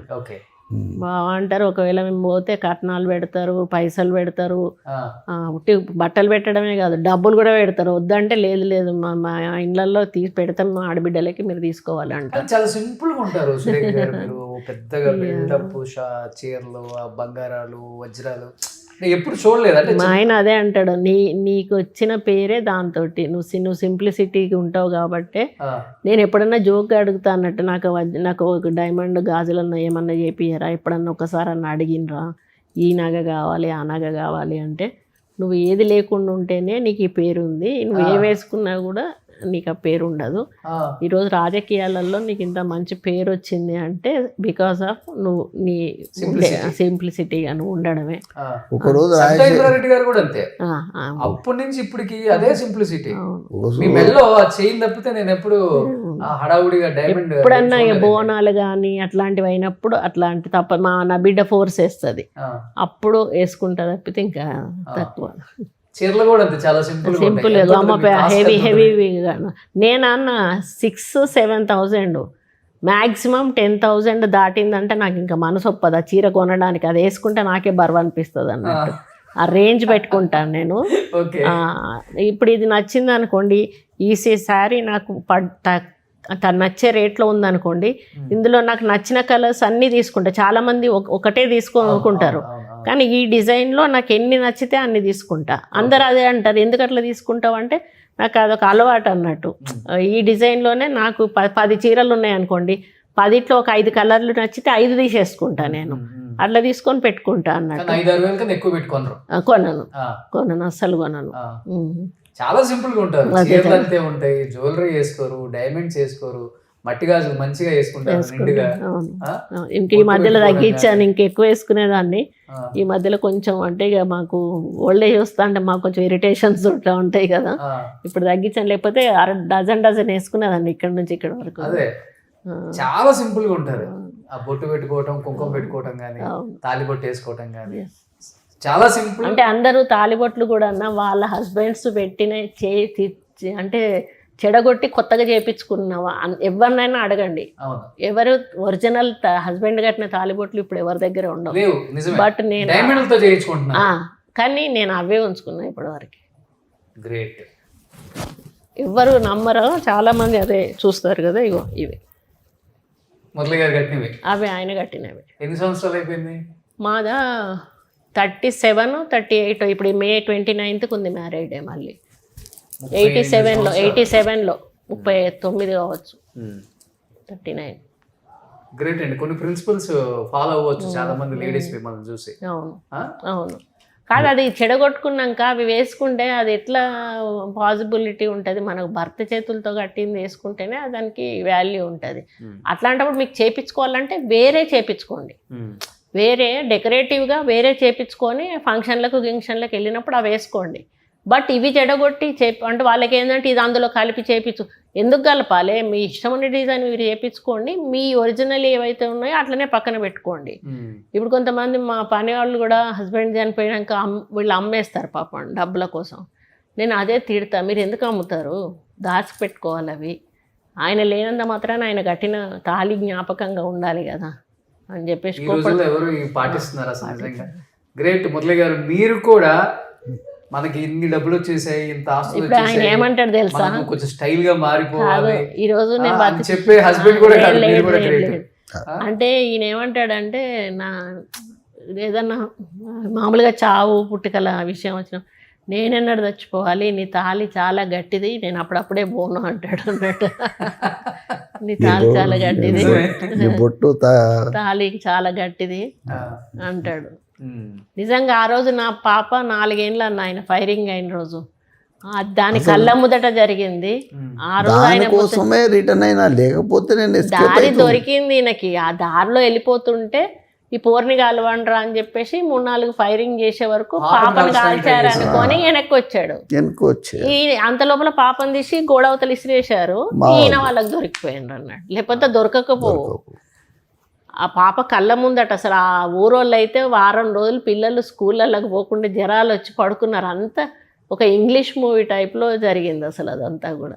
అందరు తలుపులు పెట్టుకున్నారు, కిటికీలోంచి చూస్తాను, ఒక్కొక్క తలుపు కొట్టడము దిగడము, ఎవరు తలుపు తీసుడు లేదు. ఆఖరికి అందరు పడిపోయి కింద పడిపోయినాక ఇక చచ్చిపోయింది అనుకొని ఊరంతా వచ్చి చుట్టూ నిలబడ్డది. నేను ఇంట్లో ఉన్నా, ఒక అబ్బాయి వచ్చి అప్పయ్య చచ్చిపోయిండు. అప్పయ్య అంటే నాకు అర్థం కాలే, బాబాయో అట్లా అంటాం కదా మనం, చిన్న అని అంటాం. అప్పయ్య పడిపోయిండు, అప్పయ్య చచ్చిపోయిండు అంటే అప్పయ్య ఎవరు అంటే ఆ అప్పయ్యని కాల్చేసిండ్రు అని అన్నాడు. అప్పుడు నాకు స్ట్రైక్ అయింది. ఇంకా నేను కూర వండుతున్నా, తను వస్తున్నాడని చికెన్ అత్తమ్మ కలిపిస్తే వండుతున్నా. గబుక్కుని దిగేసి ఇంకా నేను ఉరుక్కొచ్చిన. ఆ జనాలు నన్ను పట్టుకొని పోనిస్తలేరు. పోలీసులు రావాలి, నేను చచ్చిపోయినా నువ్వు ముట్టుకోవద్దు అంటారు. వాళ్ళందరినీ నెట్టేసుకొని కొట్టి నాకు ఎందుకు డౌట్ వచ్చిందంటే చనిపోతే ఒక కాలేమో స్ట్రైట్ పెట్టాడు అన్న, ఈ కాలేమో ఇటు ఫోల్డ్ చేసి పెట్టాడు, ఇది స్ట్రైట్ పెట్టాడు. చనిపోతే ఇది కూడా ఇటు పడిపోవాలి కదా కాలు. నాకు అది చూసినాక డౌట్ వచ్చింది, ఆయన చనిపోలేదు అనేది కన్ఫర్మ్ అయ్యింది. వాళ్ళందరినీ నెట్టుకొని పోయి ఇట్లా పెట్టుకున్నాడు. ఎదురు ఎండ పడుతుంది, కరెక్ట్ 10:30 జనవరి ఎండ ఎట్లా ఉంటుంది అది 10:30 ఆ ప్రాంతంలో. అది మెల్లగా చేయి తీస్తూ ఉంటే నా గొంతుని మెల్లగా కలిసిలేదు. వాళ్ళు పోయినరా అని అన్నాడు. ఇక వాళ్ళు ఎవరో ఏమో నాకు తెలీదు. 1-2 నిమిషాలు నేను ముందు వచ్చినా కష్టమే ఉండవు. వాళ్ళు జస్ట్ వాళ్ళు పోయినరట, నేను వచ్చి ఈయన లేపి బతికే ఉన్నాడు అని అరుస్తున్నా. వాళ్ళు ఉండుంటే మళ్ళీ వెనక్కి కొట్టేసేటోళ్ళు. Okay okay. లక్ ఏంటంటే ఆ గ్యాప్ అనేది వాళ్ళు ఆపిన గ్యాప్లో వాళ్ళు వెళ్ళిపోయినారు. అప్పుడు ఇక ఎవరు లేరు, దగ్గరకు వస్తే లేరు. ఇంకా నేను ఒక్కదాన్ని ఇట్లా 2 చేతుల కింద చేయేస్తే ఆయన బలం కొంత పెట్టి లేస్తే డ్రైవర్ లేడు, ట్రాక్టర్ ఉండే అక్కడ, ట్రాక్టర్లో వేసి ఇంకా తీసుకొస్తూ ఉంటే ఇంకా బ్లీడింగ్ ఎక్కువైపోతుంది అది ఎత్తేస్తూ ఉంటే. మధ్యలో మంచినీళ్ళు అడిగిండు ఊర్లోనే, అసలు పోయకూడదంట నీళ్ళు పోసాం. ఇక గేట్ వరకు వచ్చే వరకు ఇప్పుడు ఏ ప్రోగ్రామ్కి ఈయన వచ్చాడో ఆ లేడీస్ ఒక ఫియట్ కార్ తీసుకొని వస్తున్నారు. ఇంకా గేట్ పడింది, రైల్వే గేటు. నేను ఇందులోంచి దుంకి అటు దాటిపోయి వెళ్ళి వాళ్ళని కాలు మొక్కడం స్టార్ట్ చేసిన. మీ బండి ఇవ్వండి, మా ఆయన చచ్చిపోతాడు ఇట్లా అని అంటే, అయ్యో మేడం అట్లా అడగకండి, ఆయనకు సార్ ప్రోగ్రామ్కే మేము వస్తాము తీసుకుపోండి అని ఇంట్లో నుంచి అందులోకి షిఫ్ట్ చేసినాము. నా మీద తల పెట్టి ఆయన వెనక సీట్లో కూర్చోబెట్టి ఇంకా ముందట అది పోతుండే ఏమైందంటే హార్న్ స్టక్ అయిపోయింది. వాడు ఏదో చేయబోయి ఆ వైర్ కూడా వేకిండు. ఇంకా హార్న్ లేదు, పోతుంటే హార్న్ అనడానికి లేదు. ఇక ఇంట్లోన్న పిల్లోడే జరగండి అనుకుంటా సండే ఎంజిఎంకి తీసుకుపోయినాం. ఎవరు లేరు డాక్టర్స్. షేవింగ్ ఒకటి చేసిండ్రు, ఎక్స్రేలేనా ఇప్పుడు సీటీలు ఇట్లా లేవు కదా, ఎక్స్రే తీద్దామనేసరికి టైం కరెంట్ పోయింది. కరెంట్ పోతే మళ్ళీ కరెంట్ ఆఫీస్కి పోయి కరెంట్ ఆన్ చేయించి మళ్ళీ తీసినాక లేదు హైదరాబాద్ తీసుకుపోవాలి అని అన్నారు. అక్కడ స్టార్ట్ అయితే ఇక్కడికి వచ్చే వరకు 5:30 అయిందన్న. 5:30 ఊర్లోకి రాకముందు అయితే మొత్తము ఇక్కడికి వచ్చే వరకు 7-7:30 అయింది. అంటే గంట మళ్ళీ ట్రాఫిక్లోనే గంటన్నర పట్టింది. గతం ఎవ్వరు కూడా పట్టించుకోరు. ఇంకా అక్కడ హాస్పిటల్కి వెళ్తే లేదు ఇది మెడికల్ లీగల్ కేసు మేము పట్టుకోము అని చెప్పి ఇక ఆఖరికి మళ్ళా వాళ్ళతోటి వీళ్ళతోటి ఫోన్లు చేపించి బెడ్స్ లేవంటారు, లేకపోతే ఎవరు ముట్టుకోరు, ఎవరు ట్రీట్మెంట్ ఇయ్యరు. అప్పటికే కన్నింత వాసిపోయింది తగిలి. ఇక ఆఖరికి ఒక పేషెంట్ లోపల చనిపోయినాక అప్పుడు ఈయనను స్ట్రెచర్ మించి లోపలికి షిఫ్ట్ చేసాను. సో ప్రజలు అంటే వాళ్ళ ఆశీర్వచనాలు కావచ్చు, లేకపోతే వాళ్ళ అంటే ఇంత దూరం రావాలంటే మామూలు విషయం కాదు. అంటే ఎవరికైనా ఒక లీడర్ ఉంటాడన్న. ఏ లీడర్ లేకుండా స్వతహాగా ఒక బీసీగా ఒక మారుమూల పల్లెటూరు ప్రాంతం నుంచి ఈ స్థాయికి ఆయన రాగలిగినాడు అని అంటే దాని వెనకాల ఆయన ఎంత కృషి, ఆయన పట్టుదల అదంతా ఉందో ఒకసారి ఆలోచించాలి. ఎవరికైనా ఒక గాడ్ ఫాదర్ అనేవాడు ఉంటాడు, కానీ లేరు. కానీ ఈయనను అనగదొక్కేదానికి చాలామంది దొరలు ప్రయత్నం చేసినా కూడా వాళ్ళని ఎదిరిగి ఇక్కడ వరకు రాగలిగాడు అంటే ఇట్స్ నాట్. ఫ్యూచర్ గోల్స్ ఏంటి మురళి అన్న? ఇంకా ఏం చేయాలని రాజకీయాల్లో కానీ లేకపోతే? అన్న నాకు స్వతహాగా కోరికలు ఉండే అన్న. నాకు బీదులకు బాగా సాయం చేస్తాను. చెప్పాను నీ ఆడికి జాతీయ జెండా ఎత్తా నేను. ఎందుకంటే ఉంటుంది కదా అట్లా లేనోడు లేని పద్ధతిలో ఉన్నాడు ఎదిగిపోతున్నాడు. వాళ్ళ పరిస్థితి ఏందన్నా, ఎలా ఇల్లు ఇస్తుండు, నేను విమర్శించుడు కాదు, ఇల్లు ఇస్తుండు. 100 గజాలు ఉంటేనే ఇల్లు ఇస్తుండంటే వాళ్ళు 50 గజాలలో చీరలు కట్టుకొని ఉంటుండ్రు ఇంటి చుట్టూ. ఆ రేకుల షెడ్డు ఏడా ఇబ్బంది పెడుతుందో అని వాళ్ళ పరిస్థితి ఏంది? తప్పు కదన్న అది. ఇంకా ప్రజలకు మంచి చేయాలి, అదే మీ తపనంతా. రాజకీయాల్లో ఉన్నా ఉండకపోయినా ప్రజలకు మంచి చేయటం. రాజకీయాల మీద నాకు ఇంపార్టెన్స్ ఇవ్వన్న, అవే వస్తాయి. నేను ఒకరి దగ్గరికి పోను, నేను లాబింగ్ అనేది తెలియదు అన్న మొదటి నేను పోను. నేను ఇప్పటివరకు గాంధీ భవన్ పోయిందే 3 సార్లు. రాజశేఖర్ అని ఉన్నప్పుడు రెగ్యులర్ పోయేది. నన్ను టీఆర్ఎస్ ఉన్నప్పుడు హరీష్ అన్న బతిలాడేది, మావాడు తాండు ఒక్కసారన్న మీటింగ్కి వచ్చేయి, మావాడు తాండు ఒకసారన్న మీటింగ్కి వచ్చేయి అంటే ఒక్కసారి పోయినా. ఏది TRS party party office meeting. అజాత శత్రువులే. అన్ని రాజకీయ పార్టీ వాళ్ళు మిమ్మల్ని ప్రేమిస్తారు. రాజకీయ నాయకుడిగా మిమ్మల్ని ఎప్పుడు చూడలేదు ఎవరు కూడా. సో ప్రజలు కూడా అదే విధంగా చూస్తారు. మురళీ అన్న దగ్గరికి వెళ్తే న్యాయం జరుగుతుంది, న్యాయం జరుగుతుంది, ఆయన చేతనైంది ఆయన చేస్తాడు, సహాయం కూడా అనేది ఒక పేరే ఉంది. అంతే. ఆ పేరుని అలానే కొనసాగించుకోవాలని మీరు కూడా అలానే దేవుడి ఆ బ్లెస్సింగ్స్తో ఇన్ని సంవత్సరాలు చాలా హ్యాపీగా, ఆరోగ్యంగా, సంతోషంగా ఉన్నారు. 100 సంవత్సరాలు పూర్తి చేసుకోవాలని మనస్ఫూర్తిగా కోరుకుంటున్నాను. సో 60 దాటినా కానీ బాగా మెయింటైన్ చేస్తున్నారు. ఇలానే ఉండాలి. డైట్ ఏం ఫాలో అవుదా మీరు? లేదన్న, ఏది ఉంటే అది తింటారు, మీద ఉంటుంది. ఆయన బాగా మెయింటైన్ చేస్తున్నారు కదా, ఎక్సర్సైజ్ చేస్తారు అంతే. వాకింగ్ చేసేదాన్ని 5 నేను కిలోమీటర్లు వాకింగ్ చేస్తాను, ఈయన చేస్తారు.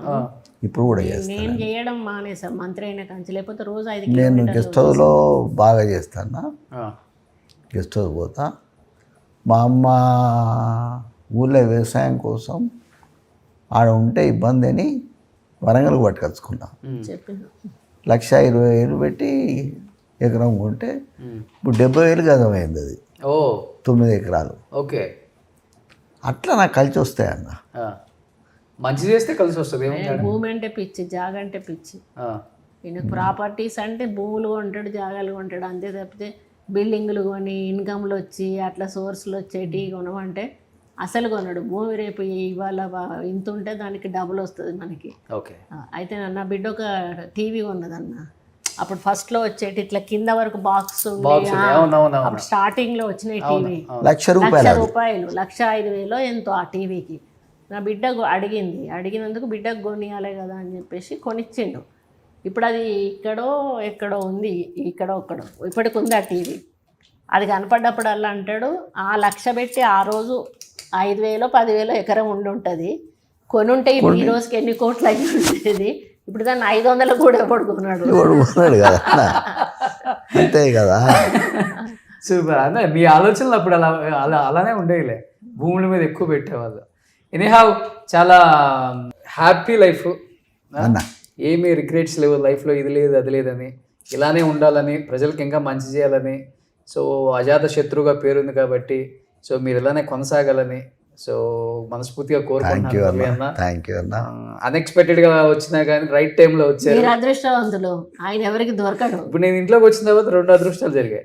ఒకటి లెగ్ పెట్టగానే ఏదో స్కూల్లో వచ్చిందా, ఇంకొకటి అన్న వచ్చాడా. సో ఆ అన్న రాగానే మళ్ళీ నాకు కూడా ప్రామిస్ చేసేసాడు ఇల్లు అని. ఇల్లు ప్రామిస్ అంటే సాయం చేస్తానా, మళ్ళా ఉన్న చెప్తున్నా నేను కంపల్సరీగా. సరే అన్న, నువ్వు జాగా ఇచ్చేసి నేను కట్టుకుంటాను. అయితే అది ఏదన్నా ట్రై చేస్తాను. సెటిల్మెంట్ బొచ్చాడు వస్తే ఆయనకి. సో ఇది just jokes of the part. అంటే వ్యక్తులు ఎలా ఉంటారో తెలియాలి కాబట్టి వాళ్ళ వ్యక్తిత్వాలు నిజంగా ఆన్ స్క్రీన్ ఒకలాగా, ఆఫ్ స్క్రీన్ ఒకలాగా ఉండే వాళ్ళు చాలా మందిని చూసాం. వాళ్ళు ఆన్ స్క్రీన్ అయినా, ఆఫ్ స్క్రీన్ అయినా, ఏ స్క్రీన్ అయినా ఒకేలాగా ఉంటారు. అందుకే ఈ కపుల్ అంటే అంత ఇష్టం. ఎస్పెషల్లీ మురళి గారు అంటే కూడా అంతకే అంత ఇష్టం అందరికీ. సో తెలియటానికి ఊరికే అలా. బట్ నిజంగా థ్యాంక్ యూ అన్న, థ్యాంక్ యూ సో మచ్ అన్న. సురేఖ గారు థ్యాంక్ యూ సో మచ్ అండి. కార్యక్రమం స్టార్ట్ అయింది కాబట్టి సరస్వతి అంతా కూడా ఇంకా జయప్రదం చేయాలని మనస్ఫూర్తిగా కోరుకుంటున్నానండి. సో ఇద్దరికి చాలా చాలా థ్యాంక్స్. సుమన్ టీవీలో మీ పర్సనల్ అండ్ బిజినెస్ ప్రమోషన్స్ కోసం కింది నెంబర్కి కాంటాక్ట్ చేయండి.